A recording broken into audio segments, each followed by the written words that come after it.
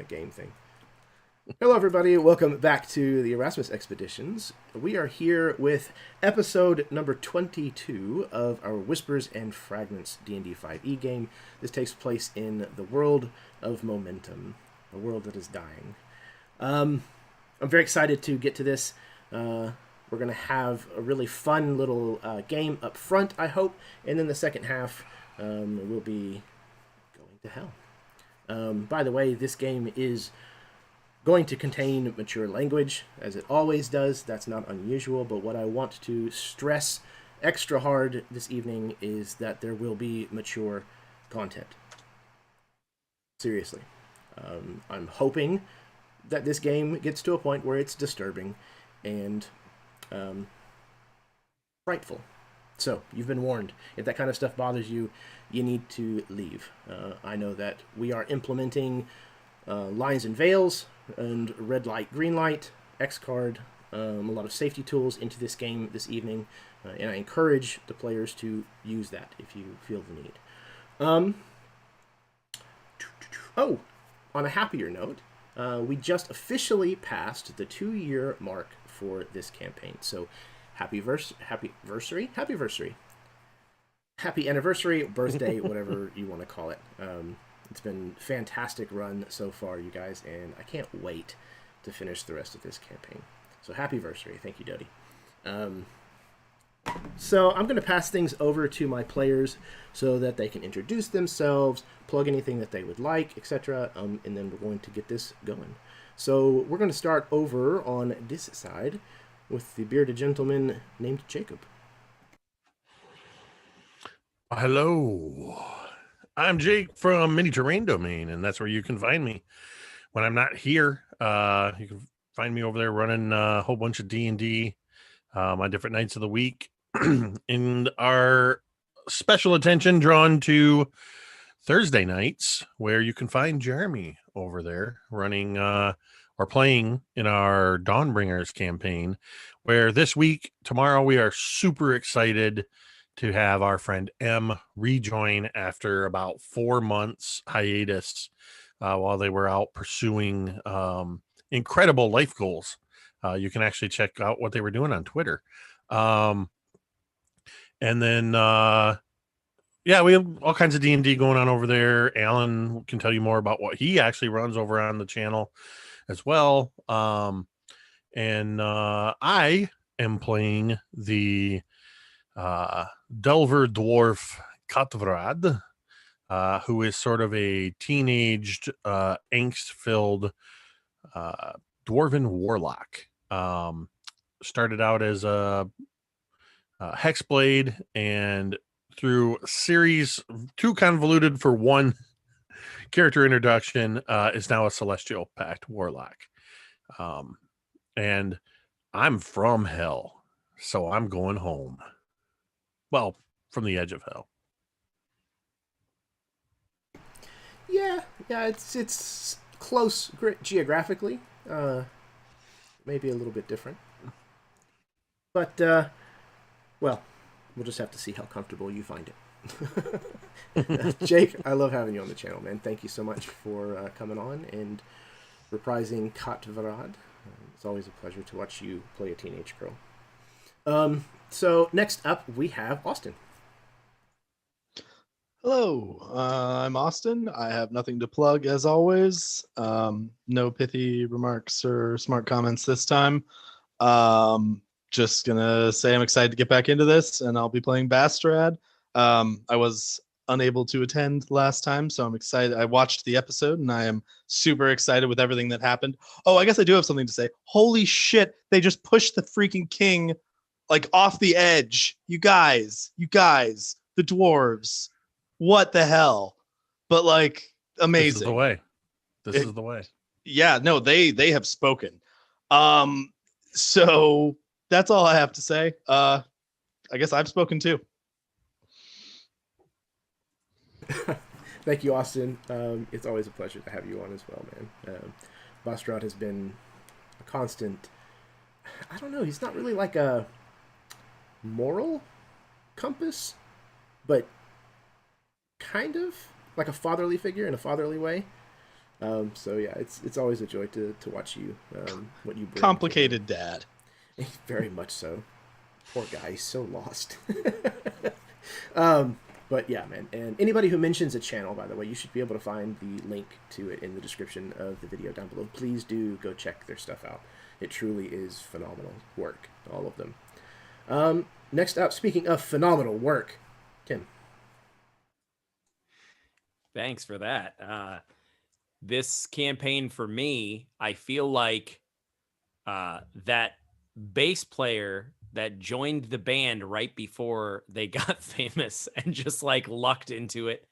And while that analogy isn't perfect, I definitely get to enjoy the fruits of everyone else's pain for 2 years, and see those things play out. And it's really neat to see all of the plot and be a part of it. So it's not like, oh, I'm just watching the final season of a show. It's like I'm in the final season of a show, which is different. I am playing Sabanos, and I am very excited. This is a character who is sort of aloof, cold, calculated, very much based off of Benedict Cumberbatch's Sherlock. And sorry, they're getting me in the chat. And the thing that I would plug is that as Jeff here is, I'm part of Tabletop Terrors, and we have now launched our own Patreon where we teach game design, very detailed, specific, boots on the ground, how to get an idea and turn it into a book or an RPG of some sort. And so, yeah, check out Tabletop Terrors on Patreon. And I'm excited to go into the depths of hell with this crew. I'm glad to have you with us on our journey to hell, Tim. I mean, obviously you're prepared. I can see the Kakio demon behind you on the shelf. So, yeah. The meatball. So, yeah, man, it's obviously a pleasure to have you on, and I'm glad that for someone that we could pick up midstream, that you were able to come on, and you've brought such a fantastic character that kind of just fell right into step with everybody. It's been very appreciated. And, yeah, man, y'all stuff is fantastic. It always has been. I've been a big fan of AbTab for a long time, as well as Tabletop Terrors, and you guys just keep doing what you're doing. All right, next up we have Alan. Hey everybody, my name's Alan, and you can find me on all the social media platforms at CFTRPG. Fridays, you can find me over on Jake's channel, MTD, his Twitch channel, twitch.tv/mini-terrain-domain, where I run a Cursive Strahd campaign going over a year long now. So join us over there on Fridays, and every other Wednesday you can join me on my own Twitch channel /CFTRPG for Savage Worlds content. And I'm really excited. I'm excited and sad because this is the last session of the year for us, since we only play once a month. But I'm excited to be here, excited to dive into the depths of hell of this world. And I am playing Haroon, an Ether Elf Paladin. And I'm excited. I'm excited to be here. Dude, I'm excited to have you. Alan, you've been coming on games of mine for a long time, and I've gotten the chance to play in a lot of yours, which have been some of my favorite. You know, Ninja Turtles and Avatar. Gotten to play some really fun intellectual properties over on your channel. And yeah, man, I'm excited. Yeah, I can't wait. All right, last but certainly not least, we have Jeff, my brother from another mother. Hello. Yep, I'm Jeff. As Tim said, I am also 1/3 of Tabletop Terrors. You can find on YouTube and now Patreon if you want to get game design stuff in. Check that out. Yeah, I'm very excited to be here to get into this session. This campaign is just one of the best that I get to participate in, and I'm sure we'll be just fine in hell. I'm sure it won't be a problem at all. Nothing bad will happen to us or anything like that that we'll need to be worried about. I am playing Darian, a sort of roguish type who's reformed but still has the skill set that he used to utilize. Currently trying to run from death and the Kraken. And his choice to do that was to go into hell. So his decision making is perhaps questionable in this moment, but it's for a good cause. Looking forward to getting to the game. Me too. Me too. Always a pleasure to have you, Jeff. Another longtime player here on the channel. I love it whenever you sign up for a game, brother. Okay, so without any further ado, I think we're going to go ahead and get started. I did not write an introduction this evening, so it's probably a good thing because we're already running behind and we've got some ground that I'd like to cover. So, first and foremost, we find you still here in Tol Munimir, the Dwarven citadel situated on the edge horizon. You have come here and found that Katvaraad's family clan hall has been sold and is being auctioned off. You found that his mother was, pardon the pun, but left hanging, and had to be buried, essentially, put to rest, and that in order to repel over the edge of the world and into hell, that you have to have a sanction from the monarch, the dwarven kimos, who, as luck would have it, very recently, Katvaraad's dear friend Sonia has become the newest kimos here in Tol Munimir. So, in order to qualify for a sanction, there's a ritual that must be played. And this is the game sport of Tentiok. It's a dwarven ritual that is performed. One side represents the will of the gods as priests, the other side represents the will of the Down Under as fiends. And the winner of that game determines whether or not a sanction is possible, whether it's blessed or whether it's cursed. So, before we get into that, there is a lot of fanfare that builds up to one of these matches. There are parades where the dwarves actually bring out their deceased, their mummies, and have them dressed in ornate regalia and carry them around. And a clan's legitimacy is based on how many of these mummies they have, how far back this clan goes. So a lot of this parade has a very regal and very somber attitude, even though it is festive. Part of the thing that happens is any of the potential delvers that are going on this expedition will ritually scar and tattoo themselves. It's not a requirement, but it's kind of a widespread tradition. We touched on several of your party going through that ritual, but because, Austin, you were not here last time, would you like to describe Bostraad's approach to this tradition? Yeah.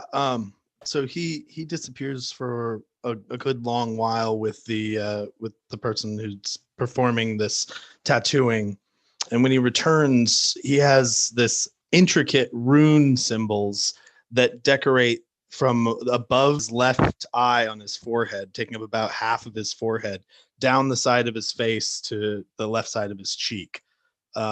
This kind of intricate bonekin runes that mean this old kind of bonekin saying that that says, "Until I am dust, let my bones be a shield." And the rune in bonekin for bone is the same as shelter or home. So it's kind of it's one of those sayings that, like, a lot of times, like, a warrior might carve this on his sword or his spear, but also a builder might carve it on their hammer or their whatever tools they use. So he gets this in the kind of a decorative thing on his face. That's awesome. That's fantastic. Let's do this. Each one of you, if you wish, describe one of the things that you kind of see during this celebration, during this ritual kind of leading up to this game. What is one of the things that is showcased or on display?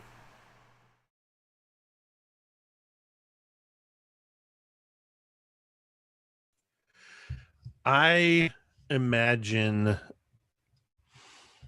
in and amongst all of the people watching the parade and this parade of the ancestral mummies and all of this, it's tradition here for dwarven children to dress as fiends and devils. It's something that a lot of children of a certain age, they can spend an entire year crafting these elaborate fiendish costumes, and their job is during the rest of the parade and the celebrations is it looks like they're running amok, but there's a very specific part of this ritual where they are a part of the parade, weaving in and out and rushing up to members, people that are watching the parade route and terrorizing them, and the adults sort of feigning the fear, and it's part of the ritual that's an attempt to steal some of the power of fear of the fiends, and has become very ingrained in this cultural celebration.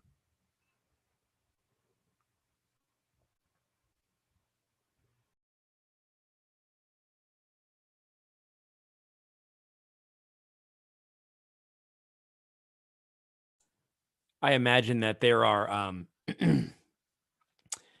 almost like in gladiatorial days where there are these sort of mouthpieces, these people who their entire job is to whip the crowd into a frenzy. But it's more to kind of play into what you're talking about in terms of like the stoicism and that kind of thing. I feel like they do something that is almost like speaking in parables or verses, telling the better story of their side. So it's not just a mindless running of, are you not entertained, and trying to whip them up with just loud noises and shouting, but instead they have to like one up each other, almost like this cheerleader rap battle where they get to tell a tale or sing a song, and the crowd either joins in or isn't impressed, and that's how they go back and forth. And so it is a turn-based kind of thing. So I get to, if I'm one of these people, I get to try to whip my crowd up louder than yours, and then your story has to make your crowd louder than mine. And so that's what's going on. And these, I imagine that they're painted in some way, almost like, put it through the filter of cool D&D, but in the same way that some fans like paint half of their face. And so anyway, that sort of thing I think is going on, call and response with these like cacophonous crowds.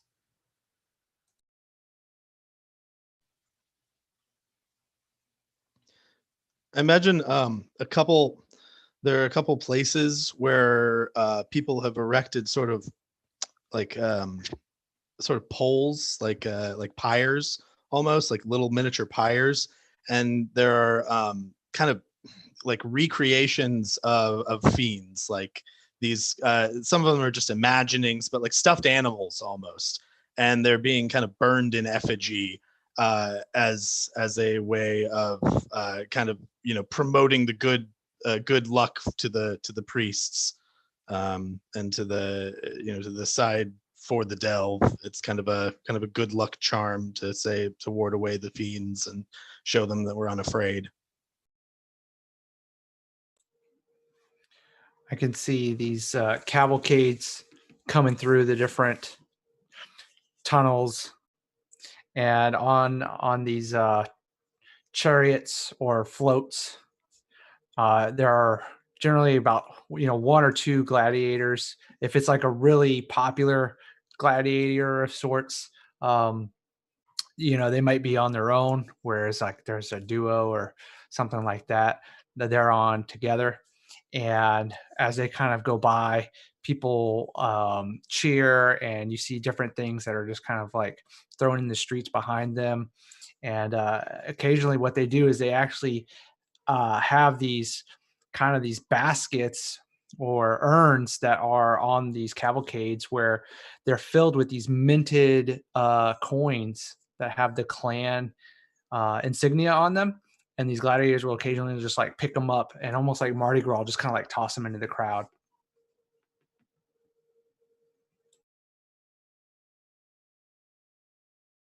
I think all of these things are being like dotted and enhanced to this like next degree by the fact that like mixed in with these different processions and these different traditions and games are different magic users, wizards and clerics and the like, who are using illusionary magic to bolster the effects of everything else that everyone has added. So as the mouthpieces will say these stories, there'll be these illusionary clashes of warriors and fiends going through the air. And as people walk by these little crafted fiend little monuments, the magic will shape them and move to jump out and scare people as they walk by them. And just all of the different sort of aspects of it are sort of enhanced by the fact that there are these people sort of working from the shadows to use illusion and magic shaping to make the effects much more vivid and visceral than they perhaps might be left only to like words and normal bodies. That was awesome, guys. All of that was really neat. I'm there. Absolutely fantastic. Like I said, everybody, make sure you take your point of inspiration, please.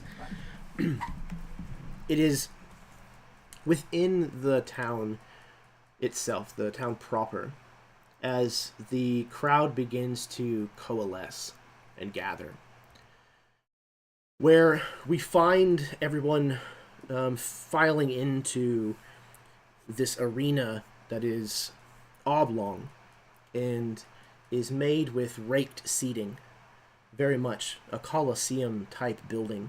Layer upon layer of dwarven crowd has gathered here. It appears as though the entirety of the population of the Citadel has turned out for this. And it is an odd affair for some of you, because it is part sport, but it is also part ritual. The priests seem to be in charge of everything that is happening. And you can see that they tend to wear a skull mask over their faces. These kind of ominous, to some degree, looking masks that have markings and hoods. They go about all of the various parts of this ritual, some of which includes sacrifice. And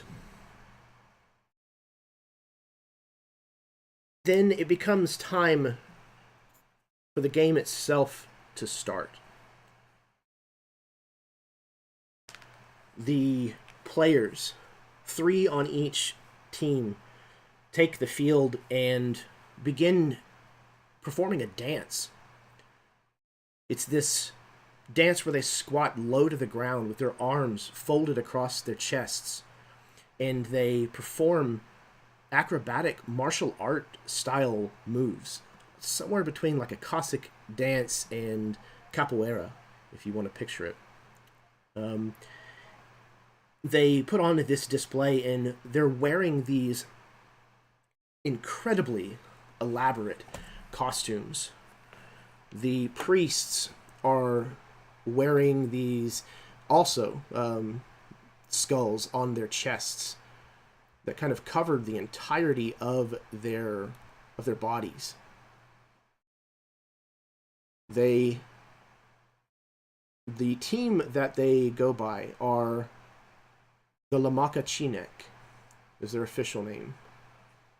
The Fiends on the other side are the Tesnichi.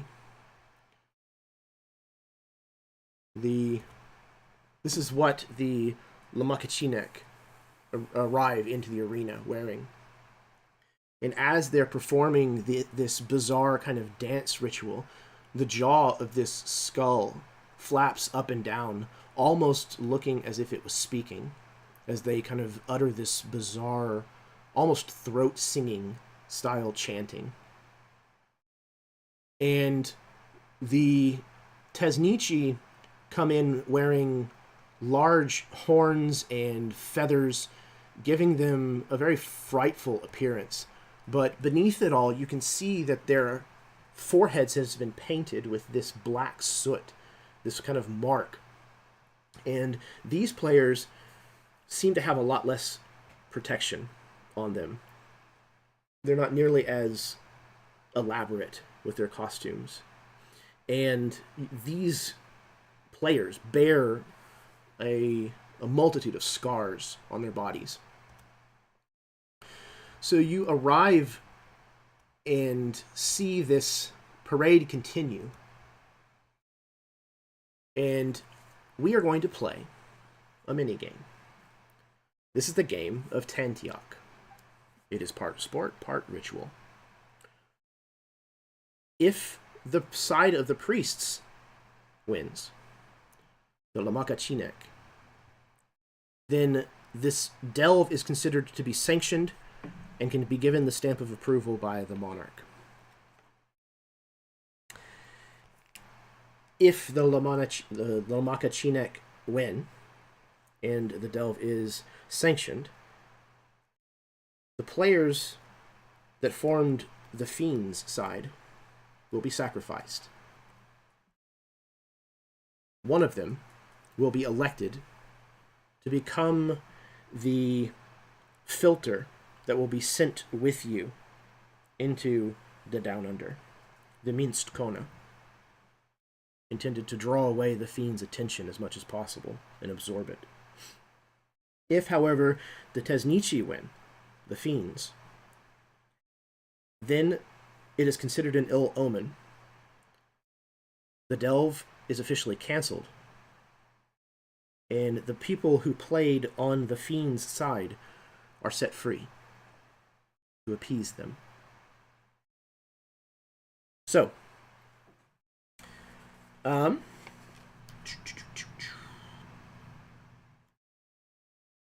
as you can see, we are divided up here on the screen. There are 6 of us, so there will be 3 of us playing the Lamakachinek. There will be 3 of us playing the Tesnichi. Can I ask a quick lore question? Please. The Tesnichi, are they chosen for this role for any particular purpose? Like, are they criminals? Are they just people that were unlucky? Like, how do they get chosen? I think there's probably a little bit of both that happen. Almost like gladiators in, Rome, where some of them were slaves, some of them ended up here because they were criminals, some of them volunteered for this position. This kind of runs the gamut. But again, in dwarven society, being sacrificed is not necessarily the same thing as being sacrificed in other cultures. It's kind of seen as an honorary thing that can happen to you. Okay, so playing for the priest's side, we have Jake, Alan, and Austin. And playing for the Fiends will be Jeff, Tim, and myself. So, the players are taking over the dwarves that are going to form these teams. You're going to be using the Gladiator stat block found in the Monster Manual. There will be some slight modifications. Here are the modifications. Multi-attack will allow you to make 3 total attacks with unarmed strikes. However, if you have the ball in your possession, you must instead take a ball action. Okay? We'll go over what those are here in just a sec. All right. So, I'm going to turn this guy off right now. You're going to replace Shield Bash in the stat block with Unarmed Strike. Everything else with the action is going to stay the same. It's just called a different name. Okay, the ball actions you have. Strike, Pass, Juggle, and Shoot. If you have the ball in the possession of you at the beginning of your turn, you have to do something with the ball. You have to take one of those 4 actions. Okay? To strike, it's basically the spear attack from the gladiator stat block. Ignore the part about 2 hands. And obviously you can only take the action if you have the ball. Somebody who is struck with the ball, so if you reach out and strike someone with it, that person can spend their reaction to try to take possession of the ball. But they have to succeed on an athletics check. Okay? And again, anytime that there's a question that I know we're going over this real fast, but anytime there's a question, please feel free to ask. Pass is going to require an athletics check for both the passer and the catcher. The passer is going to roll, and they're going to subtract their total from 30. So if you roll a 20, then you're going to have a score of 10, and that sets the DC for the catcher, what they have to beat for their athletics check in order to receive the ball. To juggle, you can move your normal speed. However, anyone that would invoke an opportunity attack can attempt to steal possession of the ball. You have to make opposed athletics checks, but the one who has the ball in their possession will have advantage on that check. And finally, to shoot, you're going to do that using the ball strike action. The rings, there's one on either side of the court, the top and the bottom. The ring has an AC of 20. If you are successful, you score a point for your team. And whoever is closest to the ring after that will take possession of the ball. A winner is determined in this game by either a team scoring a hand, which is 5 points, or if all of a member's team can no longer stand, then they lose. If you get struck, if you take into possession the ball at any point, if it's not from you being struck with it, you're going to take 7 points of bludgeoning damage. This ball weighs about 20 pounds and is incredibly hard. Okay. So, I know we went through that real fast. I know there's some moving parts to it. If you have any questions, please don't hesitate to ask. Hoping that this is enough fun to warrant all of the quick learning of the new rules. All right, to do initiative for this, I'm going to try something that I saw Matt Click from A Fistful of Dice do one time. I have a small bag. Inside of this bag, there are colored plastic gemstones. There are 3 red, there are 3 blue. I'm going to draw them blindly out of the bag, and that's going to determine which side gets to go. That side can determine amongst themselves who that's going to be. If you've already gone, you can't go again, etc., etc. Everybody understand? Any questions at the top before we get started? Why are you so great? It's This is disgusting. awesome. We'll see. I am so excited. I'm here for Dwarven Blood Bowl.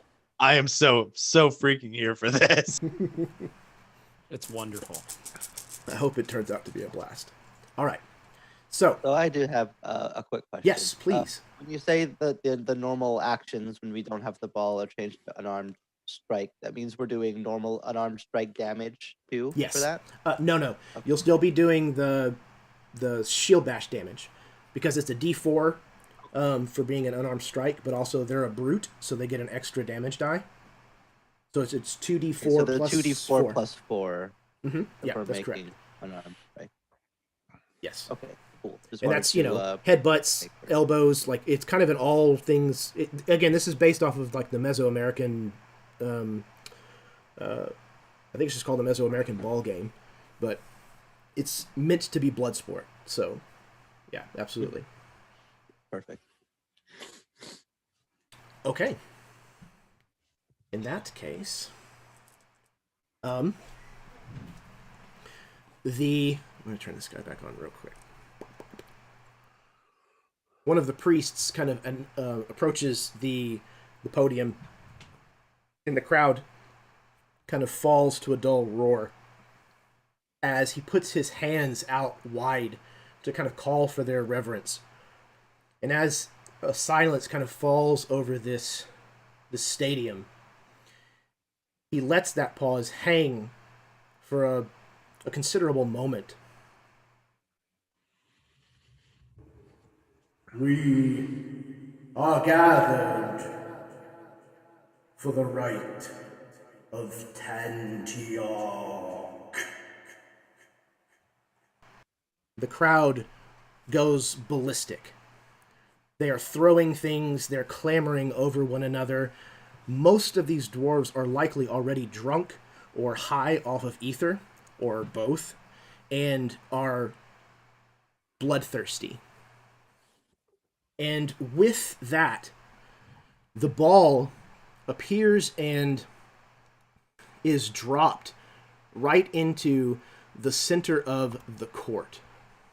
Shift over here, and somebody roll me a d4, please. Anybody? I'm just now catching that our names in the game are our names backwards. That's why I called it out in the chat. I recognize mine immediately because I've always known it. I didn't understand what you meant. You said these names are just wonderful. I'm like, they're pretty cool. Like, yeah, I mean, Yeah, they're right, but I rolled a 2 as well, Jake. a So 2. it was both of them. So when you said these names are wonderful, I'm like, yeah, I mean, they're cool. They seem thematic, but it just, I was like, wait. They all work. It's Yeah. amazing. They all work. Ikaj, Nella, Itsua, Nitsua, Fej, Yeah. Meat, Imeresh. Like, oh my God. Fefej. Beautiful. Fefej. Why is that? The ball's not showing up. What's it doing here? What are you doing to me, Google? What? It might be, is the layer underneath or is it locked? No, it should be. I'm moving it around. What That's happens if weird. I move one of you? I tested this right before we went live. I promise. Oh, that's how that goes. Is the in Zoom, or rather in OBS, are you capturing that window? Is that what that is? Could be, yeah. And then you have it cropped? Where is the...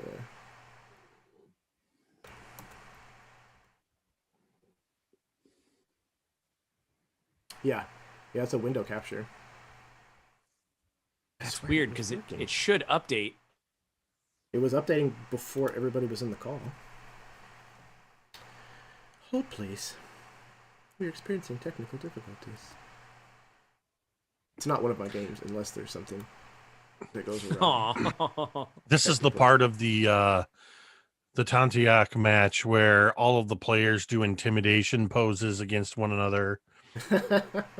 I imagine the fiends are really over the top and the priests are more subdued. I say this is the pregame where the commentary is going on. They're going over all the players' stats. Yes. Well, it's looking pretty good today, Bob. Fafej is he's recovering very well from his surgery, and things are looking really good for the Fiends.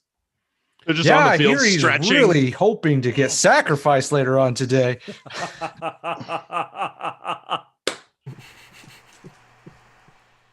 He said he was really preparing for this all day. Now, Yamarej has been out for half the season, so we're interested to see his postseason game here. This is I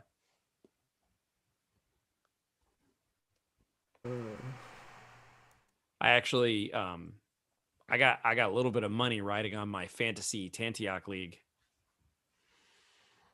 I heard they're using a completely solid Tantiak ball this year. after the plate gate. They were using the hide from the demons in the market, but there were layers that you could shave off. Listen, Well, there's they- a what reason. they- There's a reason they banned Ebrad Mott from the game. What they I'm what they saying. found what they what they found out is that they were using abyssal chicken skin, which is not league certified. Which is Y'all are not league amazing. certified. Okay, I think it's working now. Bravo, everyone. Thank you so much. We've got you covered when you need dead space filter. Yeah, right. I'm not saying it's better than silence, but it certainly is something. Better than silence. Speaking of Abyssal Chicken, this whole game is brought to you by one of our sponsors. It's Feed the whole family for Feed the whole family $5 Abyssal Chicken meal. $5 abyssal chicken meal. I can't think of a city name. I was trying to think. It's of the a whole city. abyssal. Get a bucket of 6 legs. Yeah. So like insert city name fried chicken. Okay. It looks like it's working. So I have drawn our first token, and it is. I'm going to turn off this overlay here. And it is blue. So the Lamaka Chinek get to go first of the 3 of you. Who wants to go? And if you're going to move, just tell me what square you'd like to end up in.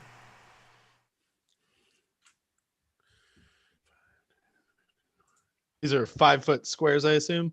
Yes. Mm-hmm.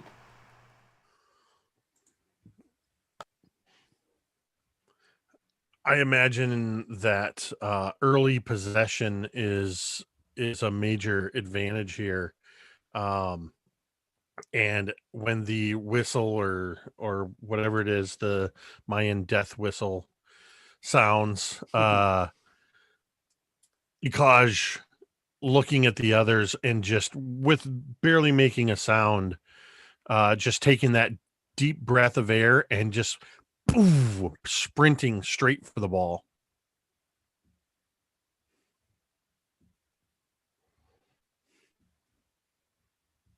I think the gladiator moves 30. Correct. Yep. Cool. So yeah, with an early sprint, Ikaj is moving towards the ball. All right, drawing the next. Oh no, another blue. Oh, yikes. They're on it. All right, out of Nella and Nitsua. Who's going next? Nitsua will head out to back Ikaj up. Try to get next. I guess that would be what, N9. There's no dash, I assume, since it's such short terrain. Or since he didn't, I don't know.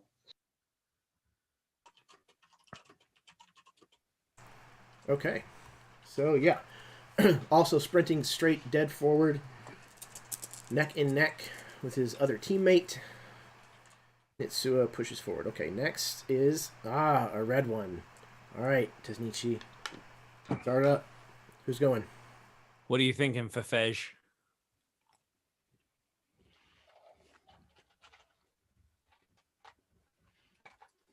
I don't think he caught that it was him.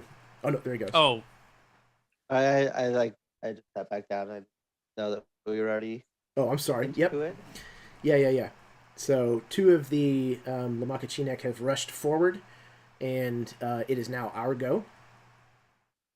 So, what you thinking?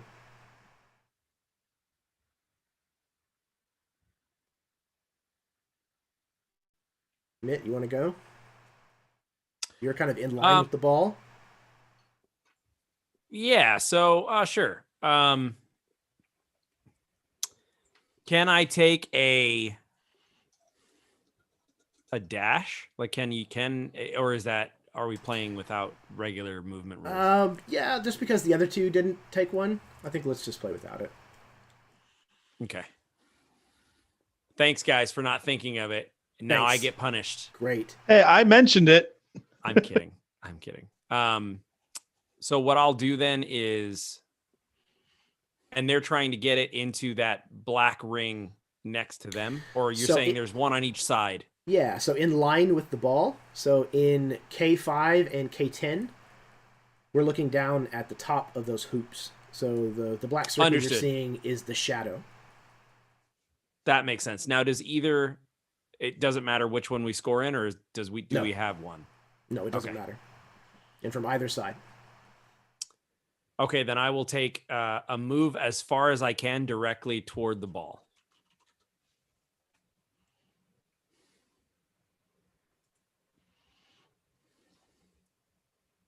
Okay. Rushing forward. The second. Oh, no. The last Lamakachinek tile. Baba Ganoush. So, Nella, it's you. Huzzah.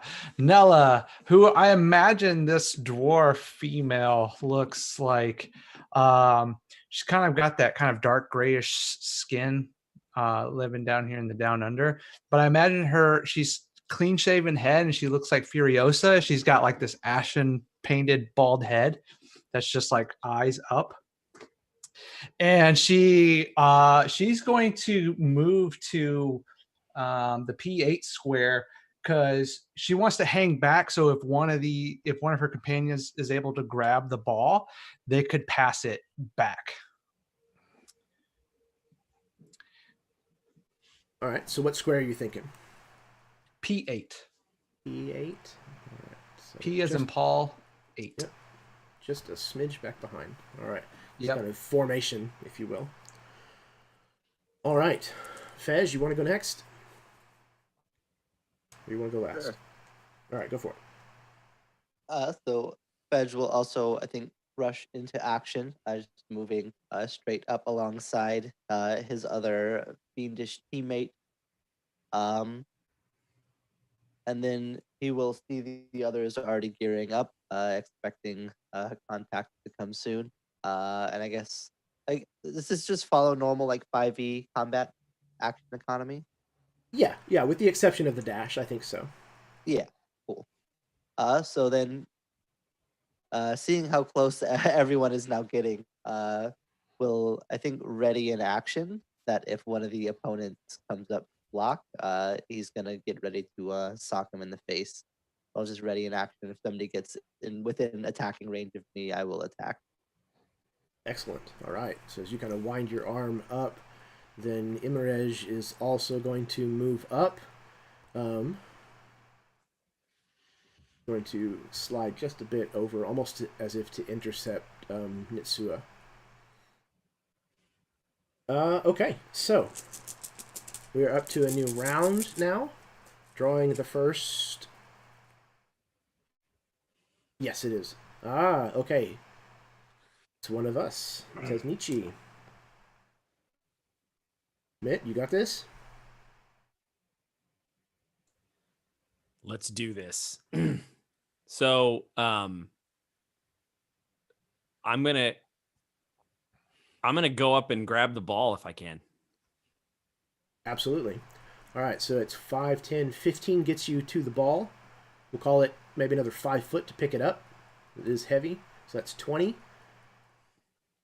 Okay. What do you want to do with And it? then, can I attempt to shoot it from where I am? Ooh, straight on like that? I think it would probably have to be at disadvantage. But you could Can I probably take a another diagonal step. step? Yeah, for sure. I'll take a diagonal step. Okay. And then I'll actually, if it's okay, I'll take the diagonal step on my side. Okay, fall back. So that that way I'm kind of protected by my fellow Sure. fiends. If I And can then raise that. I'm going to take a shot. I'm going to take the shot. So we have, and if I made some notes here, but basically it's an AC of 20. So I'm going to use the spear is the shoot. Is that correct? So, yes, it is the spear. So you're going to Got roll it. that So- to hit. Oh, we're in pretty good shape. No. All right, so I heft the ball, and it like goes inside and then doesn't make it through the hoop. It rolls back out. I got an 18 total. Ooh, okay. So yeah, the ball rolls back out, and you are the closest to the hoop, so you actually gain possession of the ball again. How do I change Awesome. the level? So yeah, so I catch it, sort of jump up with one arm and fingertip it back over, and it lands heavily on my shoulder. Okay. All right. And So you I have come. I spit. You have come back into possession of the ball through a means that is not you being struck with it by another player. So you're going to take 7 points of bludgeoning damage. Okay. All right. So the next up, Mitt takes this shot. Ooh, okay. Another Tesnichi. Fez, you're right there. You want to try to take possession? You want to move into a defensive position? What you want to do? Yeah, are we allowed to take the ball from an ally just as an item interaction, or do we have to do a check? I'm sorry, hang on one more time. So if I wanted to get the ball from Mitt, could I just take it as like an item interaction, or would I have to make a check? Yeah, so you can try to basically steal possession of it, and he could choose to fail his athletics roll if you want. Okay, but it would take an action to do that. Yeah, it would be your ball action. I think Fed is going to see that Mitt has the ball. He failed the first shot, but still has possession of it. So instead, we'll take a screening approach, taking a step outside. And can I make it to whoever that top person is on their side? Let's see, 5, 10, 15, 20, 25. You can, yes. Right. Bring Perfect. Fed is going for the throat then. Okay. We'll Bring just it. charge up, fists in hand. Ikaj basically looks like me with a shaved head as a dwarf. But more imagine, athletic. Fedge has this like elaborate face paint, almost like you have those like the paints in the mask to make you like look like some sort of like a dragon mask or something like that. Like it's like this crazy face paint that makes them look like some sort of fiendish creature. It's all like twisted and strange with like colors that like normally you couldn't make paint out of, but somehow these dwarves have managed to do it. And we'll just go bull rushing forward. Make 3 attacks, I guess. Yes, sir. Alrighty. So that is going to be my lowest roll is a 16. Awesome. Awesome. All 3 of those just pummel me. That's 2d4 plus 4 for each hit. That is Per correct. hit. Oh my god. You do I some told you, math this real is a quick. bloody That's sport. 6d4 plus 12. Good night. That's why I gave you guys the 112 hit points to start. It was in that moment Jake realized he did not want to start a backyard Tantiak league. It was in that moment. Math hard. Okay. So yeah, Fedge will just rush forwards at you, Ikaj. And just this haymaker punch will just like smash you across your face before like move forward to like grab your head as you're like reeling back from the punch. Just like headbutt you immediately before like kneeing you in the gut to send you sort of like doubled over. Just these 3 brutal, just sluggish, but somehow like they still connect strikes, just putting everything into it. And I'm going to do 29 damage across the Good 3 attacks. grief. All right. My nose is bleeding already. Okay. So as Fej just absolutely pummels on Ikaj, the next stone that I drew was for the Lamaka Chinek. Who came up with these names? The priests. There, that's easier. So, which of you is going to go? Since I'm getting pummeled, Nitsua or Nella, you can go on this one if you want. I would say Nella would shout at Nitsua to beeline for the one with the ball and like take him out or take the ball from him. Okay. Yeah. I'll take that advice. So, does diagonal movement count as 5 feet, or how does that work? No, we're not going to bother with it. So diagonal is the same as just stepping forward. Okay. So then, yeah, I should be able to get over there. I guess I'll go to J7 and use all of my attacks. Oh wait, I can try to steal the ball, right? You can. I'm wondering if Nitsua is the kind of character that's like, no, I'll steal the ball after I've beaten the shit out of you. But no, I'll try for a steal. That seems like a better idea. I should have a little bit of movement afterwards. So yeah, so it will be opposed athletics checks from the two of you. all right. Okay, who rolls for? Oh God. Well, you win. Oh yeah, hold on. I might crit fail. Hold on. You literally have to. Okay. I got an 18 on the die. Yeah, I got a 2. Oh. Yeah. And technically, Tim, you would have had advantage on that because you're the one that has the possession of the ball already. Oh, true. Yes. Yeah, absolutely. So you try to get up to him, Netsua, and take away the ball, but Mitt just seems to be kind of ahead of you every step of the way, kind of spinning whenever you juke to one side and then kind of rolling the other way whenever you try to fake out. He has a pretty firm hold of the ball right now. Okay, next up, another blue. Priests, you're up. All right, Nella is gonna rush over to K7, and she is gonna charge over at Mitt. And as she gets there, she is basically just gonna run up and then, like, feet first, try to collide into this guy. Yowza. Okay. So I guess that's just attacking. So it'd be my for sure 3 arm strikes. And what is the AC on The these Liu guys? King Not bad. bicycle kick. Yeah, 16. exactly. Just jumps from where you were. It's like a reverse. It's a reverse Raiden. It's just feet instead of hands. All right, so that's 1 hit, 2 hits, 3 hits, no crits. Oof. Yikes. And D4, what is it? 64? Okay. Yeah, plus 2, 12, I think. 4,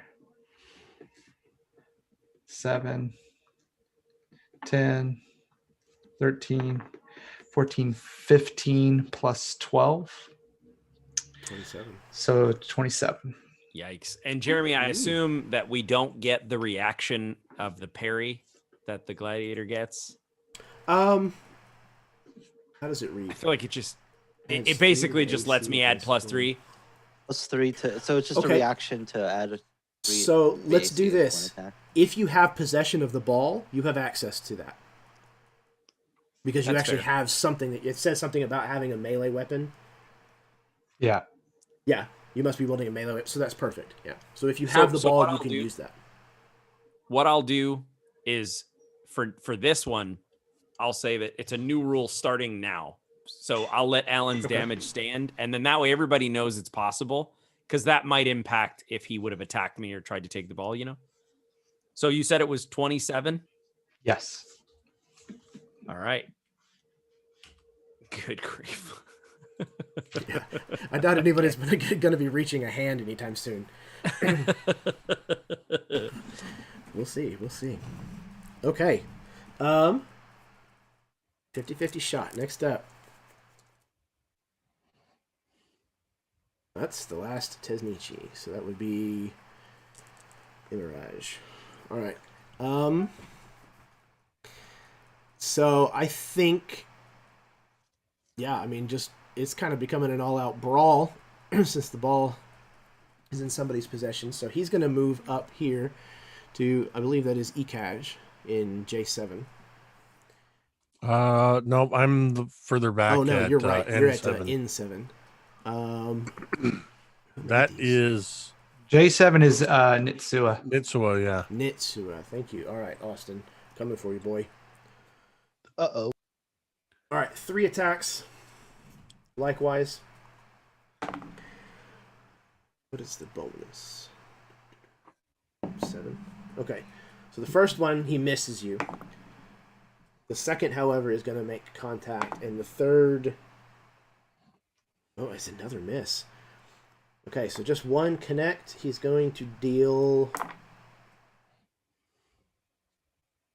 8 points of bludgeoning damage to you. Well, we know who the rookie is this year.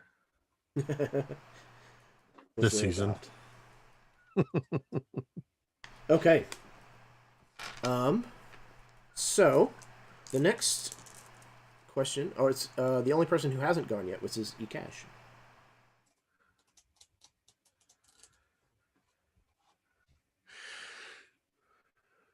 I just look at this at Fej, who just bashed in and broke my nose, and I just sort of shake my head, spraying blood back and forth in an arc, and then just look up and smile. And my first 2 attacks, I just bring both fists in to either side of his head, while at the same time bringing a knee up. As I get to attack 3 times, we'll take 3 dice here and just see what happens. Oh, that's a crit, a 15 and a 17. I'm going to use the crit on the knee. So the 15 and the 17, which actually are a 22 and a 24, I guess. So, yeah, just hammer hands. For those, I'm going to roll those 2 damages first and then figure out the crit. So that's 1. So that's going to be for hammer hands. That's going to be 4, 6, 7 plus 8. So 15 for the hammer hands. And then the crit. How do you do crits again, Jeremy? So double your potential damage, dice and modifiers. Or I'm sorry. Max dice and modifiers 1 time, and then re-roll your dice a second time and add modifiers a second time. Okay, so that's an automatic 12 plus 5, so 17, 21 for the crit. The knee that just comes right up into Fej's chin. That's when you hear all the crowd go, ooh! Imagine there's some teeth that come out on that one. In pieces. Yeah, probably. You could probably hear the chomp that his jaw makes, like when his teeth collide. If Fej will allow, I would like to imagine that after the hammer hands, when I bring the knee up, since it was a crit, that Fej probably bit the tip of his tongue off.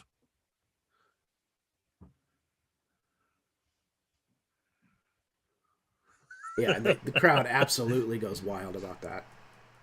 They were very much kind of starting to get ho-hum, because while it's very exciting if you're on the field, you know, there's only been 1 shot, it was missed, and now it's kind of turning into like a brawl, like at a hockey game, so they're just kind of like, yeah, whatever. But with that exchange between Fej and Ikej, it's definitely drawing the excitement of the crowd. The next up is... Can, Jeremy, because all I did was attack, can I move? Yes, absolutely. I mean, I know technically they'll probably draw an opportunity attack, but... It will, but you can absolutely move. I want to move into K6 in front of Mitt. Okay. There you go. All right, and I'll take that opportunity attack if he's got anything left in the tank. Fedge will be like reeling from the 2 blows to the head and then the knee. But as he sees you turn around to go move, he'll like lunge and just try to like just sucker punch you in the back of the head, basically, with a 17, which will hit for 9 damage. Where there it is. Okay. And that was the bottom of round 2. So top of round 3, I drew the Makachinek. So the priests get to lead us off this round. Not making the same mistake twice. 3 pummeling attacks towards the man with the ball. Sorry, Fefej. Oh, Kill the you're man with good. the ball. This time I've got my +3 to my armor. So Oh no, Mitt. It's Mitt that's got the ball. That's right. Yep. Okay. Well, my first attack is an 11, so that doesn't work. Second attack's an 11. Oh, hey, how about that? Third attack's a 24. that'll do it. Is that right? It's plus Plus 7. +7. 7. Yeah. Okay. 24. All right. Well, that's not terrible. So, 1 on the D4, Ah, 3. So 4, and then +4. Yep. So 8 points of damage not bad. over 3 attacks.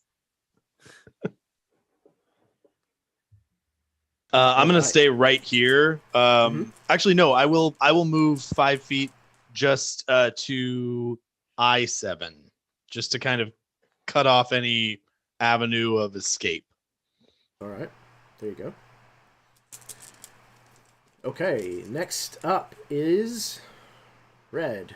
Tesnichi. Mitt, you got this. All right, we're gonna take a Put us on the shot. board. We're gonna take a shot. Here we go. Is there any reaction to try to reject? Oh,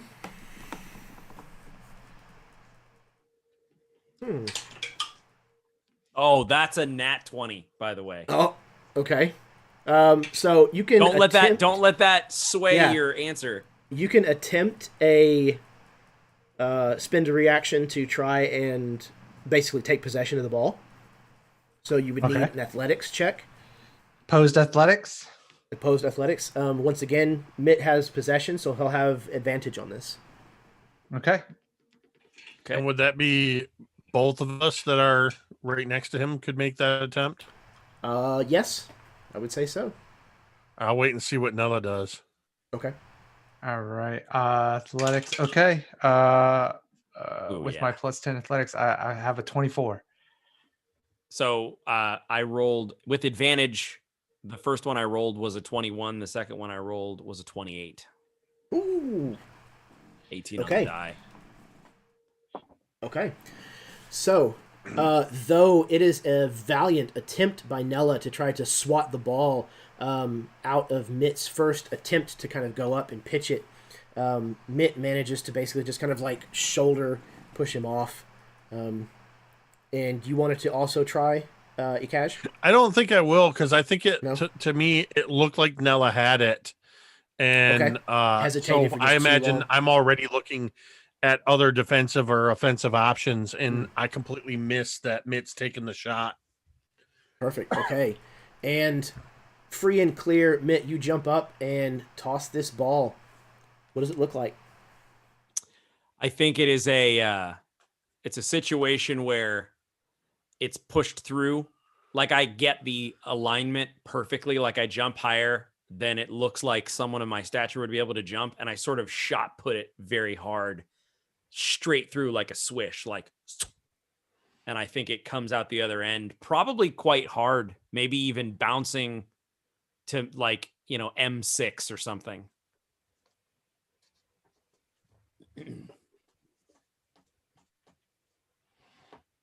All right. I'm imagining the force that allows a 20-pound ball to bounce. Yeah, roll is probably. But I mean, it was a crit, so it definitely happened. Yeah. Like you took chips out of the stone wall. Seriously, have you ever dropped a bowling ball? Yes. Yes. Of course. It bounces in the worst way. Uh-huh. You're like, that might not have cracked on the outside, but I'm pretty Oh no, sure the that floor moved cracked down for a second. Yes. Yeah. Like, dude, reading up on this game that they actually played, like, it was unbelievable that anybody survived this game. Like, it was a pure rubber ball. And I think it was like 16 pounds. Something like that. So they were effectively throwing around like an incredibly heavy bowling ball.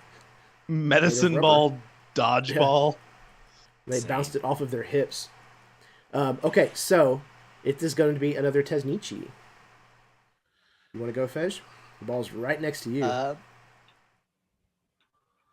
Fedge will be almost oblivious to the fact that the ball has landed in the square next to him, as there is blood rage in his eyes as he sees Ekash have the audacity to run away from him in the middle of their fight, and Fedge, not being the most tactically minded player perhaps of this game, will pursue after, ignoring the ball to instead go after Ekash with another round. This is of the attack. ether car races all over again. So it is. All right, Fej, where are you ending up? What square? I think there's only one square I can get to that Ekash is, because Ekash is at the top under the hoop. I'm Yes, at K6. Yes, you can go L6 or L7, L5 if you wanted to. They're kind of up against the wall. Yeah, I will go. L7? I'll go L. L7. Six. L6. All right. L7 square, man. Cool. All right. So, go ahead. and then from there, as I guess Ekash, you're facing, I guess, still the other direction. Oh yeah, these at are Mitt, these who are going to just be thrown all the sucker ball. punches. We'll just like bring both hands up over his head and just like just crash you. Oh man, crack that you full, on the back the of your full body skull. arc Yeah, Yeah, man. launching through the air. That's that Superman Doomsday hit. The cutaway shot to the crowd going. All right, so there's so I got my 3 attacks, so 15 on one of them, so I will get a miss this time, sadly. But then a 19, and to return the favor, no joke, a crit back. Oh, at I you. love it. Crit for crit. To return the favor. So I imagine the first missed attack is probably as he's like charging, he's just like so enraged that like distance and spacing just don't cross into his head, and he'll like barrel in, like with his hands still like up over his head, will just barrel into you instead, and like his arms won't have like the momentum or the reach to like get a good swing on you, before he'll then kind of like grab your shoulders and like push himself away so that he can have reach with his arms again, or he'll just like crack you in the back of the skull again for 9 more damage. And then for the crit, I think it's just this real nasty, probably like of questionable, if there is illegal moves, this would border, I think, on the edge, as he'll like reel back with his right leg and just crack you right in the side of the kneecap, like with a full force kick, for 22 damage with the crit. So 31 damage. What was the first total. damage? 9, sorry. So it'll be 9, so 31 31 total. between the 2 attacks. Wow. Awesome. 69. Nice. And then he'll just let out this like rough like as he like sees you like buckle on your right leg from the dirty kick. And I imagine just like the clack of the teeth that we heard just a moment ago, there's this audible like snap as at least his knee has slid out of position, at the very least. All right, next up. They call that Johnny Lawrence. Ooh. Sick ref, bro. All right, we have Lamaka Chinek, one of the priests. All right. Nella is caught between 2 of these Tesnichi. So I think first I'm going to do my 3 attacks, but I'm going to separate it out. I'm going to headbutt Mitt, and then I'm going to turn around and double tap El Jefe there. Hell Hefe. So first my headbutt. What is that plus there? Yep, that's a 17, so that'll hit. So that's 2, 3, 5, 9 bludgeoning to mitt. All right, and then my 2 attacks on Jeff. Okay, that's an 18 on the die. That's a 3 on the die, so that one would miss. So the first one is only 6 bludgeoning.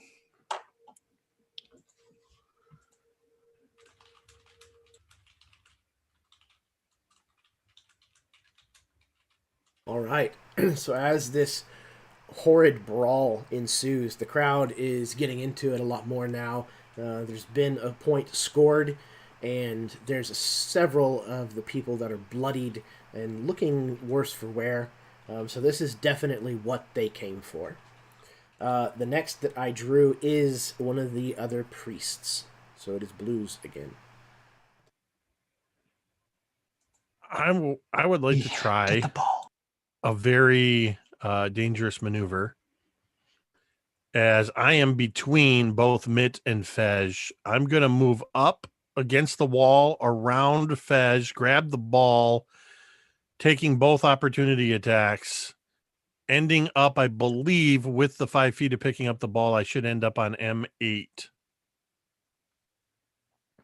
If I did that right.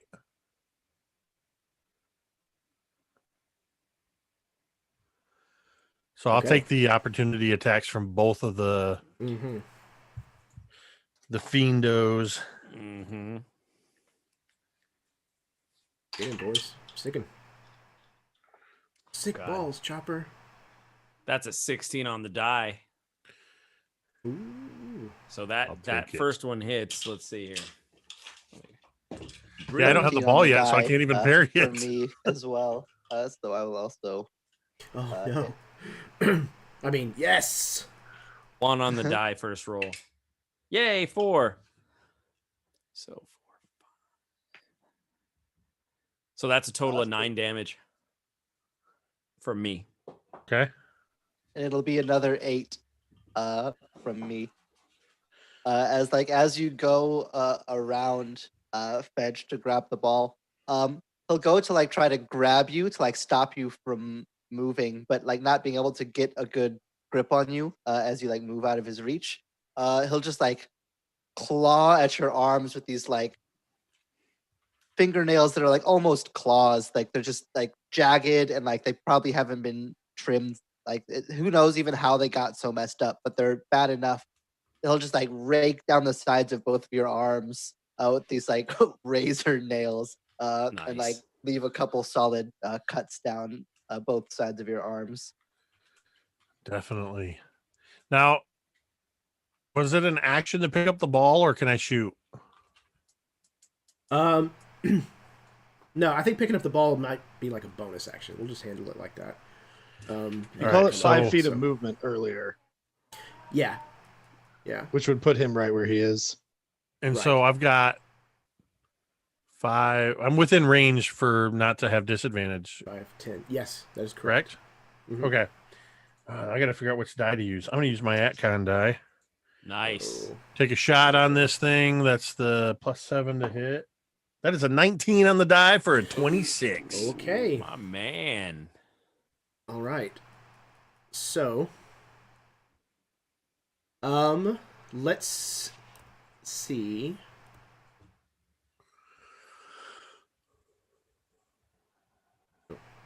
Boom. Point on the board. All right.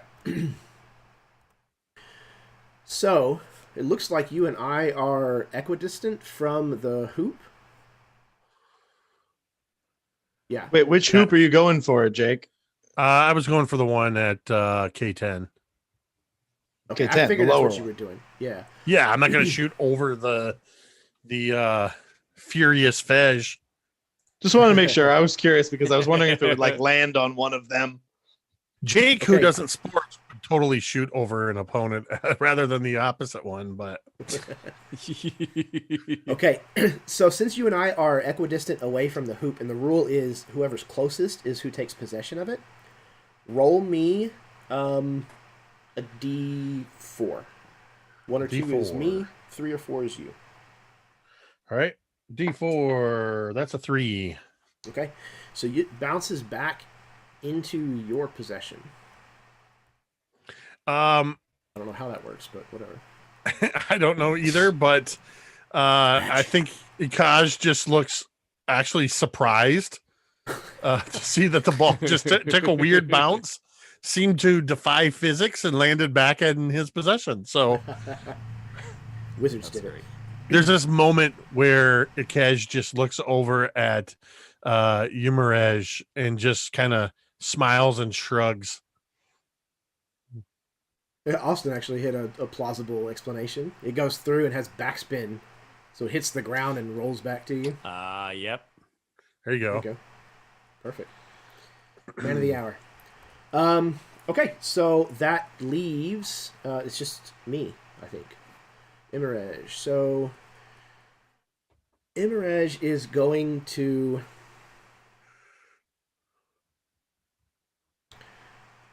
he's gonna charge Ikaj, and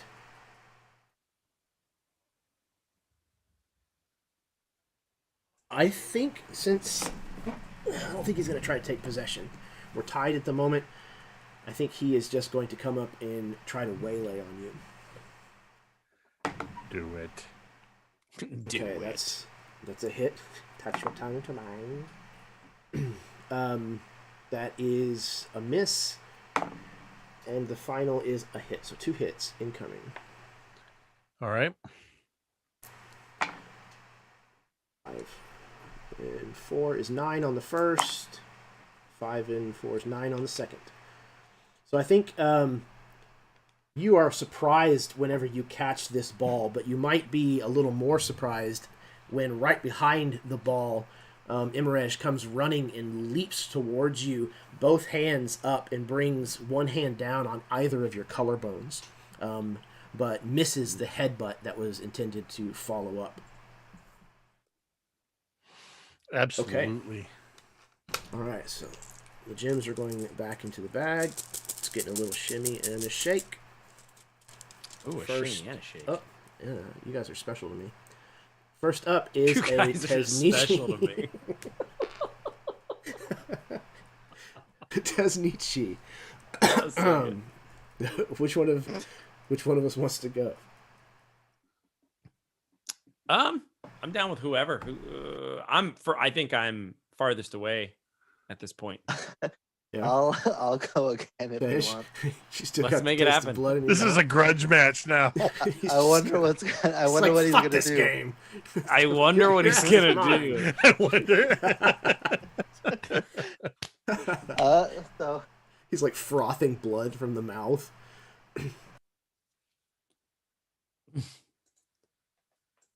might as well be. So sadly this time, Fedge is going to continue his just relentless, bloodthirsty charge at 4 Ekash. He's just getting battered at this point. But with an 8 and a 6 on the die for 2 attacks will miss, sadly. But the 19 on the die will definitely hit. And for max damage, so 12 coming at you. So Fez, you come in and I imagine you almost faint on those 2, and you connect with that third one, and it's classic. Like they're playing the replay over and over again because it's like,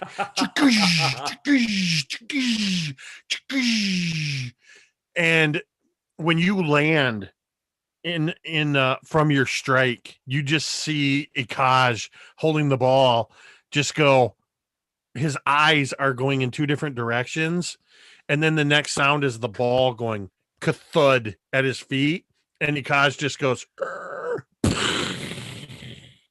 Yeah. I was already at 100, 104 hit points of damage when you just hit me for 12. So yeah. I am think unconscious. it's just like classic like MMA fight just that fight ending like kick to the jaw, just that like side kick that just goes up over the shoulder, just like poof, just the knockout shot right there. So somehow this dwarf has the flexibility to do that despite his like brutish hulking size. The first swings with his arms will sort of like push you back before just the foot will collide with the side of your jaw, and then exactly what you just said will play He out. hits the ground and actually slides a little ways. Oh, that was the best knockout I've ever received. I love it. And then I think I Jeremy, still you were have worried this some- wasn't going to be fun. It was. Come on. This is awesome. And I think I still have some movement left, so I'll pick up the ball as well. My bloodthirst having been satiated by victory in combat, my mind will return to the game and remember that we're playing, and pick up the ball. All right. Wow. The crowd absolutely just loses it again. Everybody's up on their feet, waving, their banners and such. Okay, Lamakachinek, you're up. I'm gonna try and steal the ball. Okay. Athletics move with up. advantage for me. Yes, that is correct. Yeah. Okay. I'm putting you just L8. Is that good, Alan? Right Yeah. next to him. Okay. I got a nat 20. Oh shit! Oh, good night, Fafej. Well, with advantage, I'll avoid the nat 1 that I would have rolled with the 17 on the die, but that will not be enough. So yeah, what do they have? It's a plus 10. So yeah. Yeah. Plus 10 athletics. Both of them have 30 and a plus 10, 27. Okay, Yep. so they are just in this like complete and total knockdown drag out with each other, fighting over this ball. It's kind of like a rugby scrim, like the beginning of one of those. Whenever like the ball ends up kind of tucked up and somebody's kind of rolled over it, still standing, and the other person is just on their back, just throwing punches and stuff, trying to get the ball to pop loose, and somehow. Nella comes in and clocks this thing, and it rolls out. So you have taken possession of the ball, Nella. Oops, that's not the ball. You've taken possession. I'm taking of possession Fej. of Fej. You could just shoot Fej through the hoop. It's 'cause his butt gets stuck. I mean, if Fej is holding the ball, is that our point or their point? I just That's some Disney Mighty Ducks style stuff right there. All right. exactly. So you have possession of the ball, and yeah. Okay.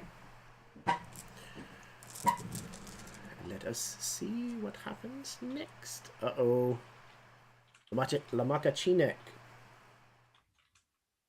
Okay.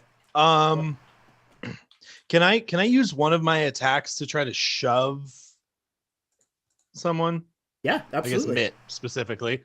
I'd like to try to shove him back against the wall, like up into maybe J5. Like I might move into J7, shove him. So I'm gonna. Oh, where's my D20? Oof. Okay, this die is going in dice jail. So that's not a good roll for me. What is it? Is that an opposed athletics? I think it's just handled as an. No. It is an athletics. Yeah. And it is opposed. So. Okay. So you'll need to roll. Could you roll less than 3? That'd be super cool.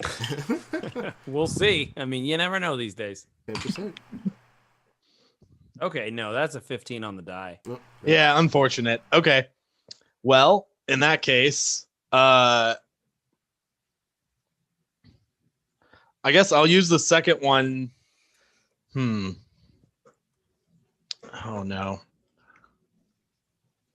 Yeah, I don't want to draw any opportunity attacks yet. So I'm just gonna try to shove him against the wall and punch him. So I'll try it again with my second attack. Okay, so you'll need another roll, Mitt. Slightly better. helps. That's a 13 on the die. So So a 23 aggressing. What do you got, Mitt? That is way worse. So that one's a 12 all up. Okay. Yeah, I So you rolled a managed 2 on that to one. Hit him and Perfect. push him back into the wall and kind of follow through. Does Yep, a shove and then- deal damage and then with also, the or is it last- just... I don't remember if a It's shove just deals damage just or not. movement. Yeah, Okay. there's no damage draw. All right, there you go. but then I am going to, like, with him up against the wall, try to punch him with my last attack. Of course you are. And that's a 24 to hit. That'll do it. Or no, not a 24. That's a 21 to hit. But hey, I finally rolled a 4 Still on the hits, die. I was going to say. Yeah, 10 points Ooh, of damage. Okay, mookie, okay. Yeah, so he gets you up against the wall and then just does like a gut punch, just Yeah, a straight up, yeah. trying to. You can feel a little bit of a rib crack. Yep. That edge rib that is right above the stomach. You know the one. The one that if you have an older brother, they find it and pull on it. I don't have an older brother. I am the older brother. So you just fessed up to... I what you did. did to your younger brother. Now that you're all aware, next Icon, I'm gonna say Big Brother Rib, and I'm gonna go in. All right, next up is one of the Tesnichi. All right, so Fej went already. Yamarej, why don't you make it happen, man? All right. Which, by the way, in the chat, they're saying it like it's hemorrhage, That's fair. which is so great. That's Nicole Sparks and Tamiko, and they're having a blast. Oh man. Take the ball. If I take the ball, I can't do anything with it. Definitely some tweaking that needs to happen. I think I'm just going to attack him. That seems to be the most successful way to handle this situation. Yeah. All right. It is kind of the game, like Yeah, it's for like sure. if hockey was 50% fighting Okay. instead of its normal 30%. I was going to say, that might be close to what it is. I went to one hockey match. There was fighting, and eventually hockey broke out. So the first one is a hit. The second is also a hit. And the third, ooh, that's also a hit. Two of those were on the money. Yes. Okay. So 2d4 plus 4 on each of those.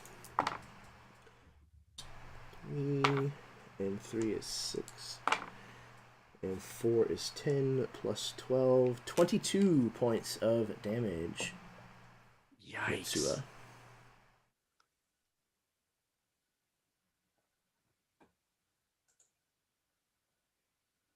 All right. So the last one, is you, Mitt, because the Makachinic are down one. Oh, right. Now you are just pummeling the ball holder, and I would take an attack of opportunity if I moved. I think so. I think what I'll probably do is retaliate against Nitsua. After that cracked rib, I think I'm gonna do headbutt and then a double fister. First one is an 18 on the die. Second one is a 17 on the die. Third one is a 12 on the die, which all three hit, right? So that would be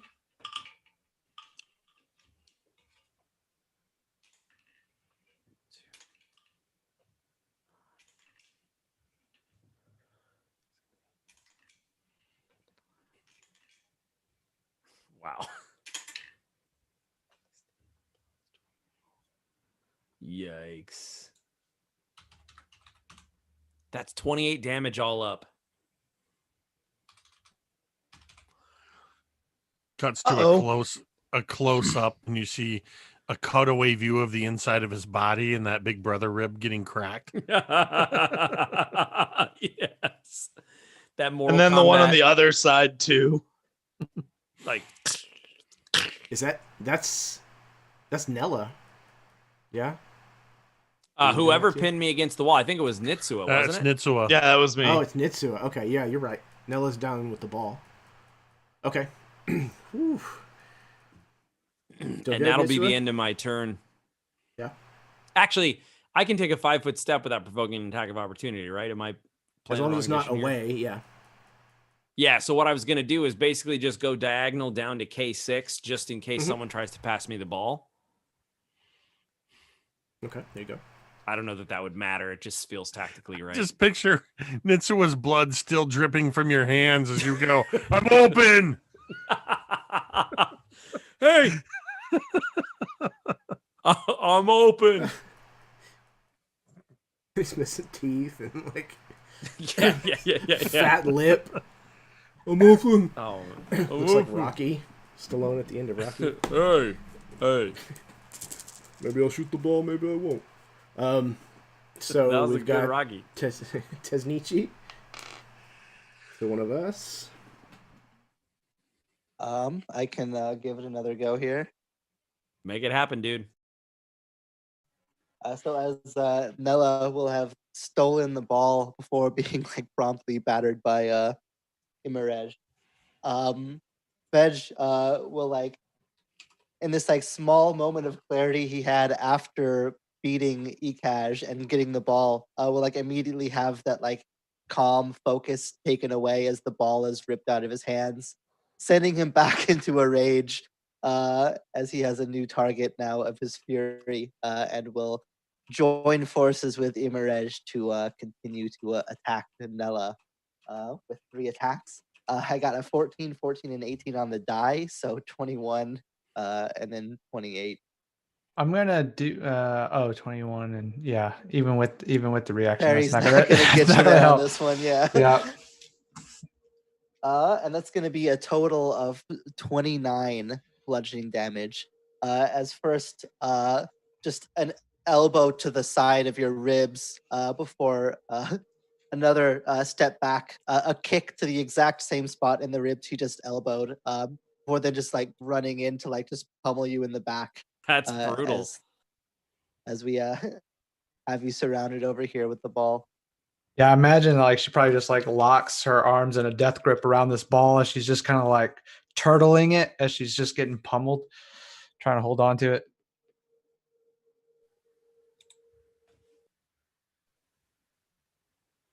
Okay. Next up is the priests. Do your priestly duty. Take the shot. It's a disadvantage at this angle, isn't it? No, just from straight on. So I think pretty much just row K or column K. Oh, okay. So I can take the shot. Mhm. Okay. I will You're try. within 20, so yeah, no disadvantage or anything. Okay.